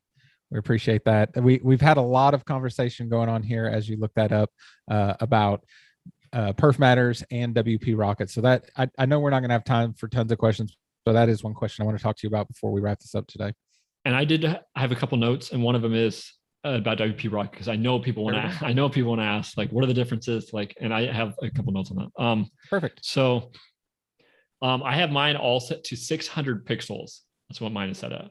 And I'm going to make a note of that to actually add that to our doc, just as an example for people to, in case they don't write it down. Like, I'll add that to our docs so people know what I use, because that's kind of my sweet spot on our sites. But again, some sites are different too. So you might want to, tweak it, like 300 pixels, 600 pixels. It depends on the size of your images too. So it change it, scroll, see how it feels, and tweak it from there. Perfect. All right. DOM monitoring. So this one, basically, this one's actually a little even over my head. Oh, nice. So this is one where my brother would be better to explain. But basically, this monitors the DOM of things as you lazy load. So like, trying to think here, like an infinite scroller. You've seen those sites where like just infinitely scrolls over and over. There's not like next. So for lazy loading, it's hard for a script to detect like that it just keeps going. Like it's not computing that. So you have to have like this DOM monitoring thing that just is constantly basically monitoring the DOM. And when I say DOM, it's like the HTML. It's constantly changing. Everything that's getting loaded into the site. Yeah. So if you have like sometimes a gallery plugin too, a crazy like WooCommerce gallery plugin we've seen, like sometimes you might need to turn DOM monitoring on. Otherwise you might see lazy loading like break your gallery like off the bat. So if you have any galleries, sliders, infinite loading things, like sometimes turning DOM monitoring on can help fix any of the issues that come up. Okay. This is one that I've seen Google ping me on, some Lighthouse scores ping me on several times, is the adding missing image dimensions. Yes. And that one is, yeah, that's kind of one that's come up. I think in the last year, I just see it popping up like all the time now. And so we added that. It will, if an image doesn't have width or height in the HTML, Google will flag you now. And it's very annoying because there's a lot of developers and plugins and even themes that are just not, I don't know why, but they're not like enforcing that the dimensions get added. So it's just, this happens all the time now. So what this does when you click it on is we detect the size of the image, because it's actually, there's a function in PHP where you can actually just, it will tell you the size of the image. And so we add the width and height for you automatically. Okay. So pretty safe to turn that one on, I imagine. Yeah, pretty safe to turn that on. We don't support SVGs yet. We're working on that. That's trickier because the SVG, the only way to detect the width and height of an SVG is by actually parsing the SVG code itself. And we don't know performance-wise if we actually want to do that. So I don't know. I don't want to go into that now, but we don't support SVGs yet. Yeah. And then a shout out to Zach Pyle here, who posted in the admin bar the other day, got its own dedicated post of how much he loves the fade in option here in Perfmatters. It's all that, and that like made my day. That's something I was wanting personally too myself for a while, and I kept nagging Brett. He sometimes doesn't like these little, like, I would call these more user interface features, but he's more about like the nitty gritty ones. So we added this one, and I love it too myself. I think it just makes everything feel smoother as you scroll. And sometimes it can help with that pop in from the threshold stuff too a little bit too. So it looks more on purpose, I think, or like more elegant as it does it, instead of it looking jagged or like staggered or something. I run, as we could see by evidence on this live stream, I have a really crappy internet connection here. So if all you people that are running on super fast internet connections that never experience what it's like to be running on really slow internet, like we deal with these things, us people out in the boonies deal with these with all these problems of slow loading pages all the time. So things like that do make a difference, especially for people like me with terrible internet connections. A good point, actually. Yeah, definitely important to remember. Yeah. And we do have a filter. We have lots of filters for developers. So if anyone's more tech savvy, like we have a filter for fade in where they can actually tweak the amount of fade in. So you can go actually and fine tune that really hardcore if you want to. All right, we'll jump over here to fonts. So this is, I think the reason I originally bought Perfmatters was literally for this one option in here, and then discovered there's a lot more goodies in here. But then since then, there's been news about problems with the legality of loading Google fonts. So I think a lot of this in here has to do with the Google fonts. So why don't we jump into this topic? Yeah, I think recently in EU, there was a case where broke GDPR because they were using Google fonts. Now, I always tell people to take that with a grain of salt, because just because of one case doesn't mean they're going to the whole internet's not going to stop using Google fonts because of that one case. But it is very important, I think, to keep in mind and try to move towards a more privacy, less data collecting approach as we move forward. Especially the EU is definitely cracking down on this a lot too. So, but besides all that, if you don't even care, Google Fonts adds tons of weight to your page too, and affects your loading so dramatically. Yeah. Like this one button, clicking this one thing in the Perfmatters plugin, I can see huge gains just running a PageSpeed Insights test just from that. Yep.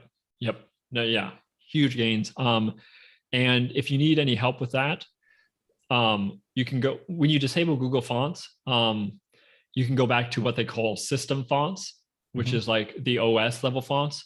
And they actually look pretty decent nowadays. If you go to perfmatters.io, we're using system fonts on our own website. We don't have any Google Fonts loading because, like Kyle said, we don't want to take the performance hit from the Google font. So we use system fonts. And that just uses whatever font is on macOS, Windows, Android, iOS. They all look good these days. So I'd rather not have Google loading any fonts at all.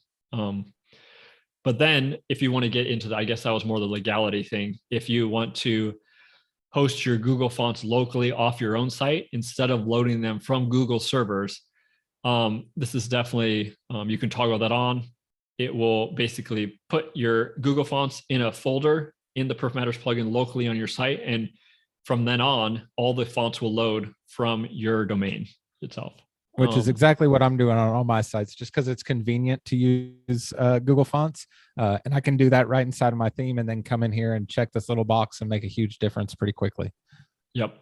And people still, I still see this on forums and threads. People still don't realize, like, it's actually faster to run your Google Fonts locally than from Google CDN. And the reason is because, like, in October 2020, Google released this separate HTTP cache partitioning. So let's say you go to site 1 that has Roboto on it. You go to site 2, also has Roboto. The way Chrome works now is it doesn't care what that first site has on it. You have to load Roboto all over again on that second site, even though you had it loaded on that first site. So that used to be the argument that people would say, use Google CDN because people will already have it in their browser cache, that request from Google. But now that's not valid anymore at all. So it's much faster to load it with all your requests on your same CDN. So you don't have to do any reach out to Google at all. It's all loading from Cloudflare, or if you're using a CDN like KeyCDN or Bunny CDN, all loads from the same place as your other stuff is loading.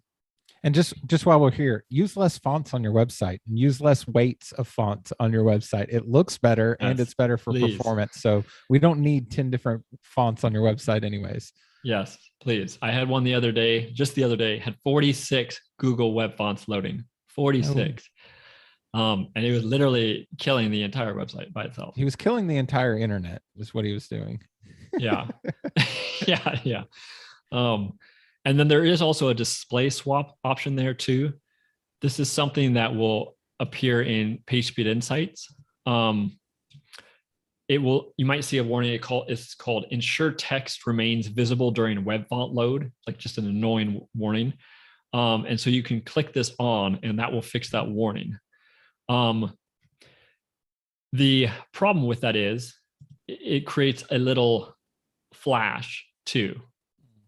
And the way you can get around that flash is actually by preloading your fonts. So like if you toggle that on, you fix the one warning, but then you can go preload your fonts to fix the other little flash. So I know that's a little confusing. And I'm actually working on our docs. I have tasks in my Trello here right now to actually kind of tie the docs workflow together so people see that and then go to the other one and do that kind of a thing.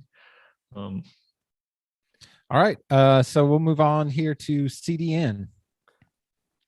This one is a feature that's it's used a lot less these days because I see so many people using Cloudflare now. But if you are using a third-party CDN, KeyCDN, Bunny CDN, any third party that has like cdn.yourdomain.com, whatever, this is where you would enable it. We just rewrite all your assets to point at your CDN, and that's pretty simple, pretty self-explanatory. And I've used Bunny CDN before, and you can install their plugin, which essentially does this thing here, but I guess this would allow you to be able to do that without adding another plugin to your site as well.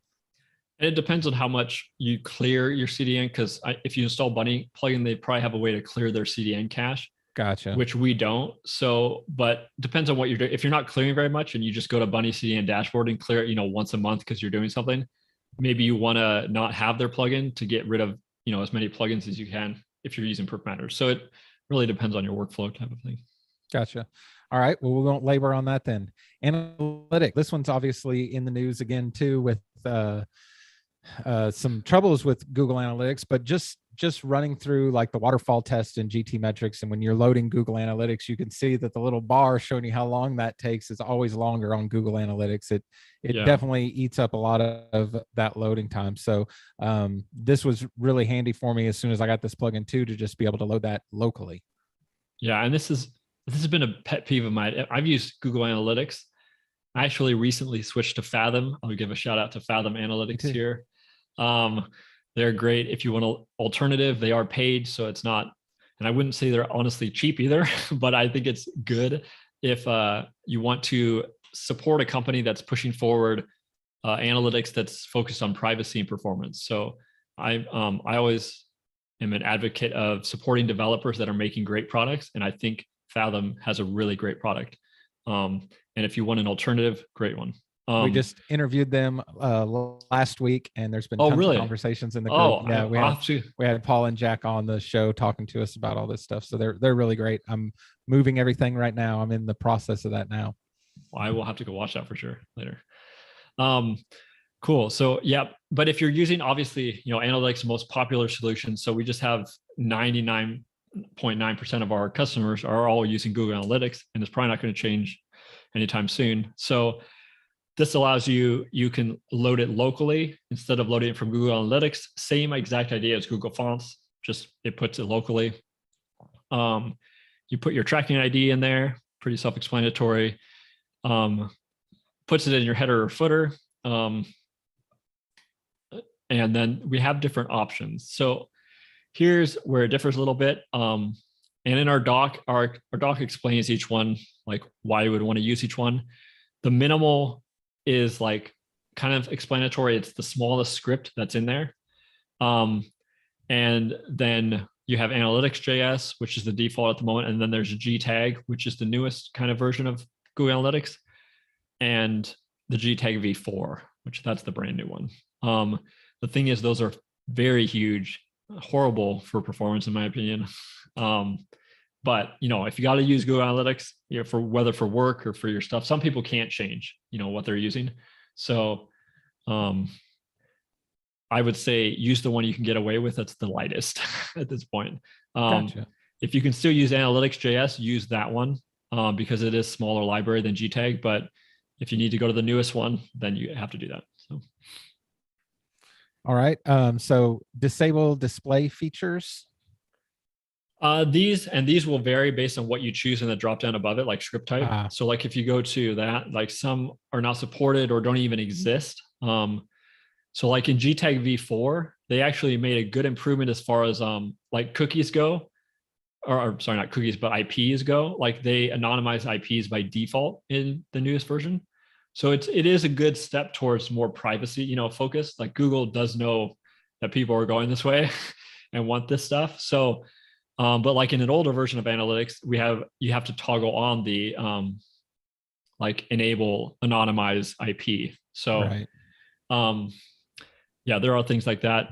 Display features is more like a remarketing. There's another request that's added. That one's pretty self-explanatory too. Track logged in admins. That one always throws people off because they'll have reverse and think it's not working, and then it really is. So it's, I don't know how we can make this more clear in the UI. I've thought about it, but. Yeah, so that's basically not to register your visits to your website when you're logged in as the admin to the website. Yeah, right? The thing is, people will go test when they're logged in after they enable, and they see like it's not working.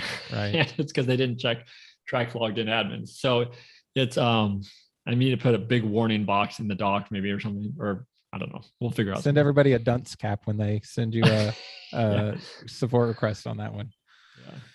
All right, adjusted bounce rate. Yeah, so adjusted bounce rate, and this one is only in like the older versions as well. So it's that's how long the timeout is for how long your bounce rate is, like how long it thinks someone has registered a bounce off your page.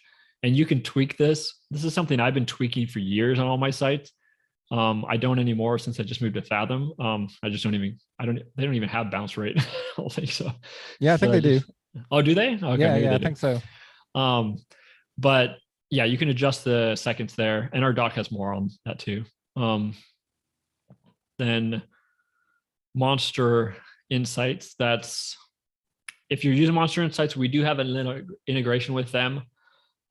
They are trying to add more features for this stuff. So I think this will go away eventually, actually. But for right now, if you are using Monster Insights and our plugin, you can use both together and it will talk back and forth to each other. So okay, just there.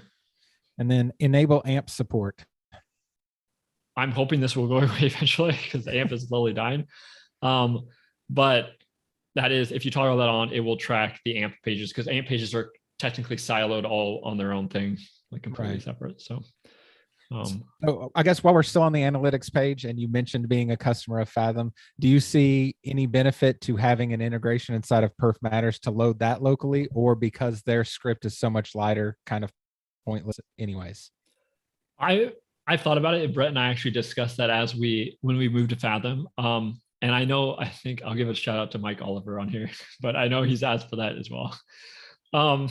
But I think we might add it. I'm kind of gauging how many people I'm seeing like using Fathom, kind of thing. So it's kind of like just in the feedback stage of that right now, like seeing like what people are doing. So if you are switching to Fathom, switch to it recently or planning on it, let us know in the comments here so we can let Brian know how important this feature is. Yeah, or send me a tweet. Like, yeah, if you want to see that in the plugin, like everything we do on the plugin, other than like what Brett and I determined would help people, is all based on user feedback. So all based on like votes. And so like we keep track of every single request. So the more you ask for something, like the more we put priority on it. So perfect. Okay. So is there anything else inside of the settings that you wanted to look at while we were doing this? I don't think so. I will say one little quick thing about AMP.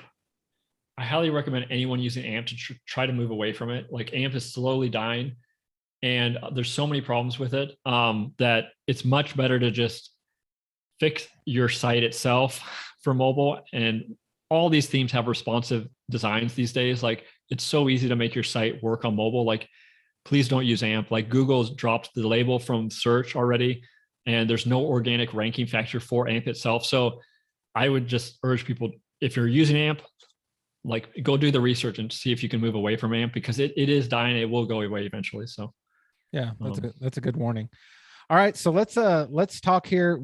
I have two things that really came up several times in the chat. I know I'm not going to get to everybody's questions, so I apologize. We were shooting for an hour. We're at an hour 42 now. So I don't want to hold up Brian for the entire day.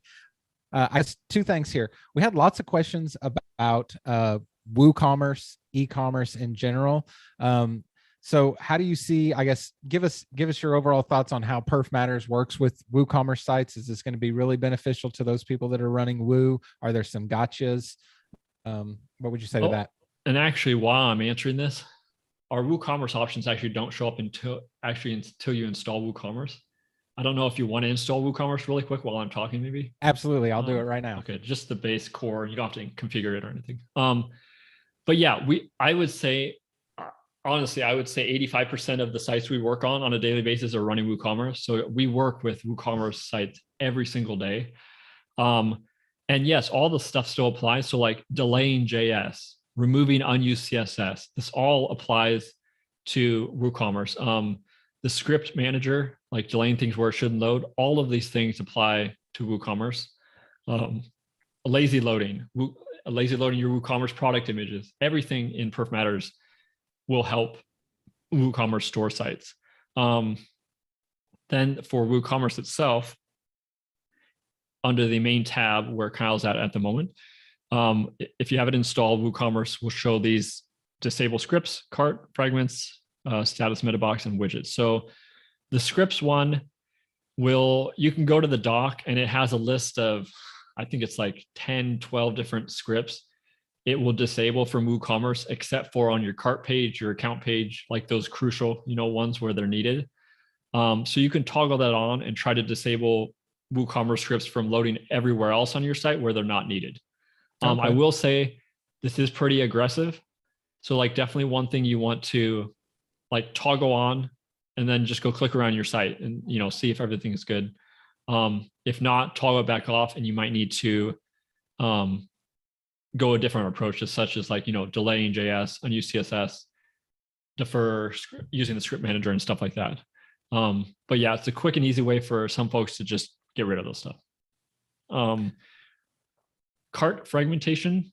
This is that most people will see this in GT metrics more than PageSpeed Insights, but you'll have this cart fragments script that's Ajax, and it will just create this uncached view of like this huge bar in your waterfall for cart fragments, and it can slow down a site tremendously. And so you can disable this completely or delay it.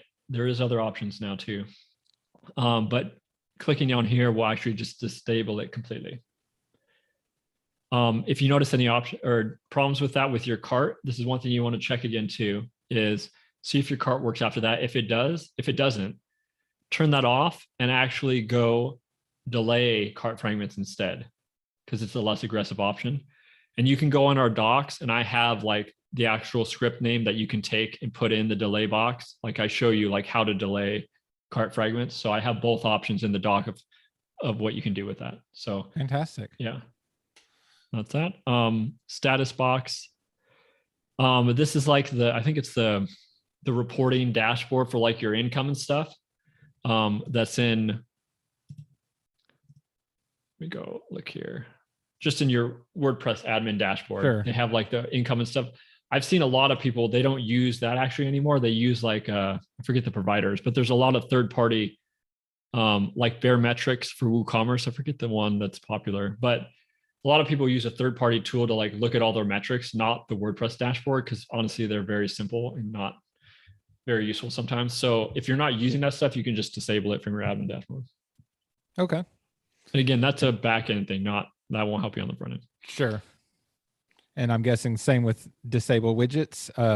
Is that the back-end widgets, or is that like front-end WooCommerce widgets? That is front-end WooCommerce widgets. Okay. And we added that because we saw a lot of WooCommerce sites that actually just weren't using the widgets at all. And so, and they were still loading the script sometimes for that stuff. So we just disabled the widgets. And seems like a lot of the WooCommerce stores these days are like very like customized, and like the sidebar is like all customized, or it's just a full page, so that they're not even using widgets. They're like doing the stuff inline in kind of like blocks of a row or something like that. So right. Okay. So besides this general screen, is there other places where Woo stuff comes in, or is it spread all throughout? Pretty much spread all throughout. Again, gotcha. all those generic features will all help WooCommerce sites, like delay, defer, remove unused CSS, preloading, all that stuff will help. Lazy loading. So I don't always look at WooCommerce separately. It's just, you know, sure. It works the same. It's the same way to optimize, the same way as it's just another part of your WordPress site. It's a beast of a plugin. So. But it is a beast. Yes. Yeah. Just like I will say some page builders are a beast to optimize. WooCommerce is in that exact same boat. You want to call out any names of page builders that are beast? It won't hurt my feelings. But I understand if you don't. It won't hurt mine either, but I don't recommend using Elementor, Divi, Oxygen. And it's nothing against any of these page builders. I think they've done an excellent job at doing stuff in the WordPress ecosystem. I mean, there's a reason Elementor grew to be like the fastest growing plugin in the entire ecosystem in just such a short amount of time. It's because they solved the problem of people needing a easy way to design sites.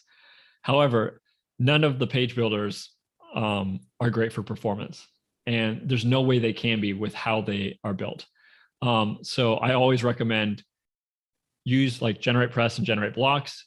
Cadence is another one I'll give a shout out to. Cadence and Cadence Blocks is great for performance too, if you're looking for another alternative. And these like Generate Press and Generate Blocks, they're doing so much more now that allow you to design things now. Like they know what people want as far as what the page builders give. And so you might be surprised if you try these now. Like if you haven't, like I'm sure Kyle can attest to this, that you can do so much more now. If you don't think you can make something pretty with blocks, then just go over to Mike Oliver's website or any of the websites he's designed that are done in blocks, and they're absolutely beautiful. He's shout out to him. I know he's watching right now. One of my favorite designers in the world, and he's doing all that with blocks. So if I could even do half of what he's able to do, I would be happy. And he's able to do all this stuff with blocks. So it's definitely possible. All right. And so last question here, and go ahead. Oh, our site, perfmatters.io, 100% blocks. I'm not a designer, and our site doesn't look as anything compared to Mike's, but I just want to throw it out there that every single WordPress site I have is 100% blocks. Yep. And if you go to my agency website, ogleweb.com, that's all blocks as well. It's not as pretty as stuff Mike does, but it's all blocks. Yeah. All right. So the last one here is, and I've seen this come up a ton. I'm sure you've been asked this a ton. There are a lot of crossover settings between Perfmatters and WP Rocket. Some people have already invested a lot of money into WP Rocket. Obviously, WP Rocket has all the caching that's not included in Perfmatters. So do you see these as two things that compete with each other, two things that live symbiotically, or one that you should pick over the other? I think I have my notes here, and I think it's better just to tackle this all at the same time. As far as like WP Rocket, does Perfmatters have caching? Do we do minification or combining, stuff like that? Perfect. So let me just work through all this, because these are always the questions that WP Rocket customers have. So first off, our plugin does work great with all the other optimization plugins. We always try to play nice. So like we have many customers using WP Rocket and Perfmatters together. We have many using WP Fastest Cache and Perfmatters, Lightspeed, Flying, WP Optimize, any performance plugin you can think of, we probably have someone using it along with Perfmatters. So we try to make things work. The one thing I will say for people, if you ever have two optimization plugins running, never turn the same thing on twice. I know it seems silly to say that, but so many people will do this. And so if you have lazy loading on in WP Rocket, you have our plugin running, don't turn on lazy loading in Perfmatters. Because the lazy loading adds JS to your site to make it work. And so you're actually hurting yourself by adding more JS. I can 100% guarantee I have some of these things doubled up. So I'm glad you said that. And so, I've seen, even from my Kinsta days, I saw this working at Kinsta so many times, like people would install 3 caching plugins, even though we had caching already. They think more cache is better, cache is faster. It doesn't work like that. So just adding layers on layers on layers doesn't make it faster. It actually makes it slower sometimes. Never use the same feature twice. As far as how we're different, actually, let me tackle caching first, maybe. So obviously we don't have caching in our plugin. That's one thing we don't do. I don't think it's something we're ever going to do. I don't want to, maybe I shouldn't say that because we might take it way down, but the clients we really focus on are those on Kinsta, WP Engine, Flywheel, Pantheon, SiteGround, Big Scoots, GridPane, Cloudways. All of these hosts have their own server level caching these days. And it's always better to do that stuff at the server level, always. So we've tried to focus our plugin on the people that are running those types of setups. With that being said, we work with all the caching plugins. So if you want a great free combination, I always recommend WP Fastest Cache and Perfmatters. So if you want to use Perfmatters, but you still need the caching part and you're on like a shared hosting provider like that doesn't have caching, WP Fastest Cache, easiest one to use by far, 2 seconds to set up, boom, you're good. And obviously WP Rocket has great caching too. So the caching is the one thing we don't do. I'll make that clear. And let's see here, combining. That's one thing I want to touch on too. So combining CSS and JS. This is a deprecated feature. I don't recommend anyone combine CSS and JS anymore. The only reason why you might want to, but I wouldn't say to, is that it can sometimes help your scores a little bit. That is the only reason, but it's actually faster with HTTP2, now HTTP3, to load individual files in parallel. Like the server tech has come to the point where it's faster to load things individually. And Cloudflare has HTTP3 running. So it's much faster to load individual files than one file. People don't. And you see a lot of people now that are just the people that are just hand coding websites are making multiple, style sheets for different things rather than cramming one style sheet full of everything on the entire site. So, and even WP Rocket tells you not to do this, but they still have it in their plugin. But the only reason I think is because they've had it in there, since the early days where combining actually was more helpful. But I don't recommend combining. And so we don't have that in our plugin. We're never going to add things that are deprecated and like old tech, old hacks that are going away. If anything, we'll remove things because they're not useful anymore. So that's one thing I don't recommend combining, something we don't have either. Minification, another thing. If people aren't familiar with minification, you've probably seen it in plugins, but basically what it does, it removes all that. When you have a source code, it's just this long sheet of HTML, and there's sometimes white space that's just like in between where like one plugin starts and kind of another one starts. And minifying removes all that white code and basically scrunches all your code back up together. And by doing that, it can sometimes make the file smaller just by like crunching all the code together. We don't have minify. This is something we might add actually. The reason we haven't, and the reason it always gets put to the back burner, is because if you look these days, 99% of developers are already minifying their files before they even put them in the plugin. So if you ever see, .min.js or .min.css in your files, that means they're already minified from the get-go. There's no reason to minify them. They're already done. So if you look at like GeneratePress or even Elementor, like they're minifying all their files already. So if you had a minify toggle in our plugin, that wouldn't be doing anything. Right. Now, I won't say everything minifies, so there might be another like 5% you could squeeze in there. But again, it's such a low ball at that point that it just keeps getting put to the back burner for us. We have more bigger gains that we can do by minifying. Also, Cloudflare can minify at the CDN level. So you can, if you're using Cloudflare free, you can toggle on minify there. You don't even need a plugin. So it's just something we might add. I know people have asked for it. But again, it's just so many instances where I don't see that would be as big of a gain as stuff we're working on at the moment. Gotcha. Then a few things of how we're different from WP Rocket. I would say the quick toggles that we went through, there are quite a few differences obviously in there. Some of those are like little nitpicky things that WP Rocket just doesn't care about because they're obviously have a much larger user base. We always like doing the nitpicky things because I'm always like looking at my site and seeing like, why is this line of code here? Doesn't need to be here. Let's get rid of it. So, I think bigger companies won't be doing that as much. So we'll always have more like nitpicky things, like the duotone stuff is a great example. Duotone, like the moment they released it, we put out a toggle for that because I saw it instantly adding that crap. And so we're small, so we can move really fast too, which is really nice, I think, and just stay with what WordPress is doing. I'll add to that, and I've added the same thing for several folks that I've interviewed that are plugin authors, SaaS companies and stuff. Also, who's here right now spending 2 hours of their day training you on everything they know about this stuff, answering questions inside the community. Like, to me, I also like to put my money towards people that are genuinely involved in helping all the rest of us in the day-to-day. Brian's in the group. Brian helped me with stuff on Docket WP. There's a lot to be said for somebody that will show up and spend 2 hours going through all this with you, that I don't know all the big companies would do something like that. I didn't ask them, but that's my guess.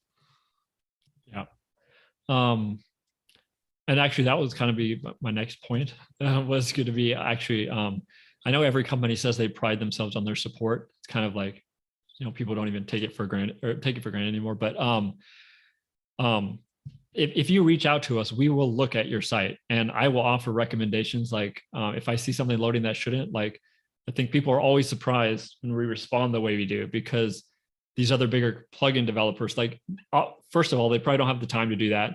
Second of all, they're outsourcing their support. So if you reach out to us, we don't outsource support. You get to talk to me or Brett, who made the plugin.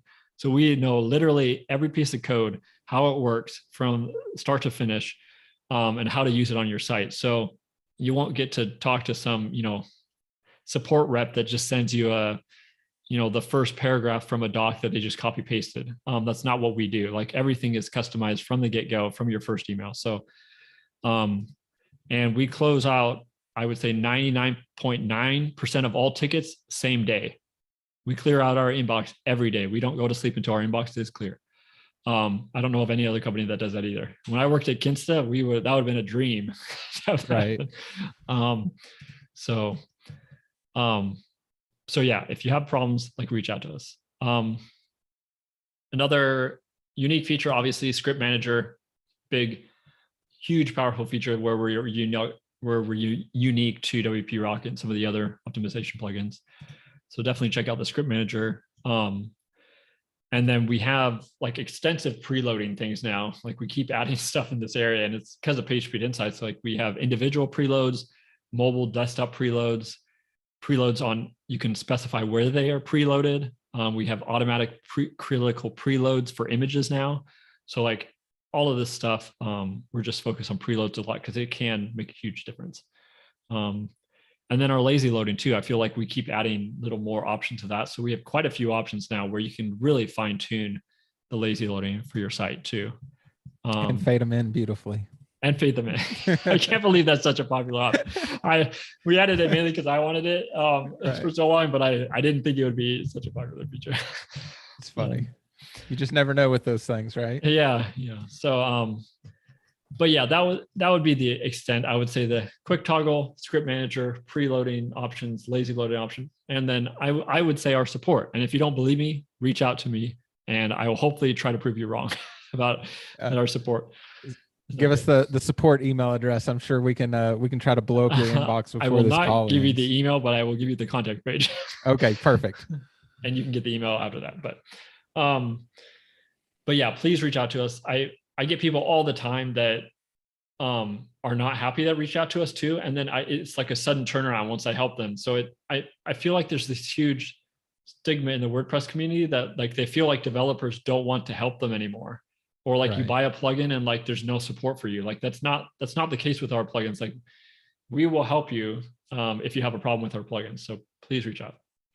Well, that's fantastic. Well, Brian, I can't tell you how much I really, really appreciate all the time you've given us today. This is like the Bible on how to use Perfmatters now. So I had a couple of people, I had somebody actually message me during this to ask if I'll put timestamps in this video. I will. You're going to have to give me through the weekend to go back through this video, but I'll timestamp everything out. So when you set up Perfmatters next time, you can come back and jump exactly to the part where Brian explains everything. And of course, if you get stuck from there, you can go to their support page, send him a message, and he or his brother will take care of you. Anything else you want to add before we round this up? I think so. I mean, I had a few notes too, but we're not going to get time to cover it today. So if I missed anything from anyone that like tweeted me or in a Facebook message, like just tweet me again or send me a message on our contact page, and I'll answer your question. I know some of them I was waiting till we did this, but I always respond on Twitter, always. So I kind of live on there. And then always, send us a message too. We're happy to help. I do hope I don't get tons of messages on a Friday afternoon, but I might regret that. But we do have our working hours on there too. So there you go. Well, that's perfect. Well, Brian, I really, really appreciate this. This is so generous of you. I'm glad to be able to talk to more people about Perfmatters. I'm happy to answer any questions too if people have them, and don't want to bug Brian. You can bug me, and I'll do my best to fudge around the answers if I can. So, well, thanks so much. I really appreciate it, and hopefully we can do this again on another topic. I know you have some other plugins as well, so I would love to speak with you again anytime. That sounds good. Thanks for having me. Awesome. Well, we will catch you guys all inside the group. Bye-bye. Yep.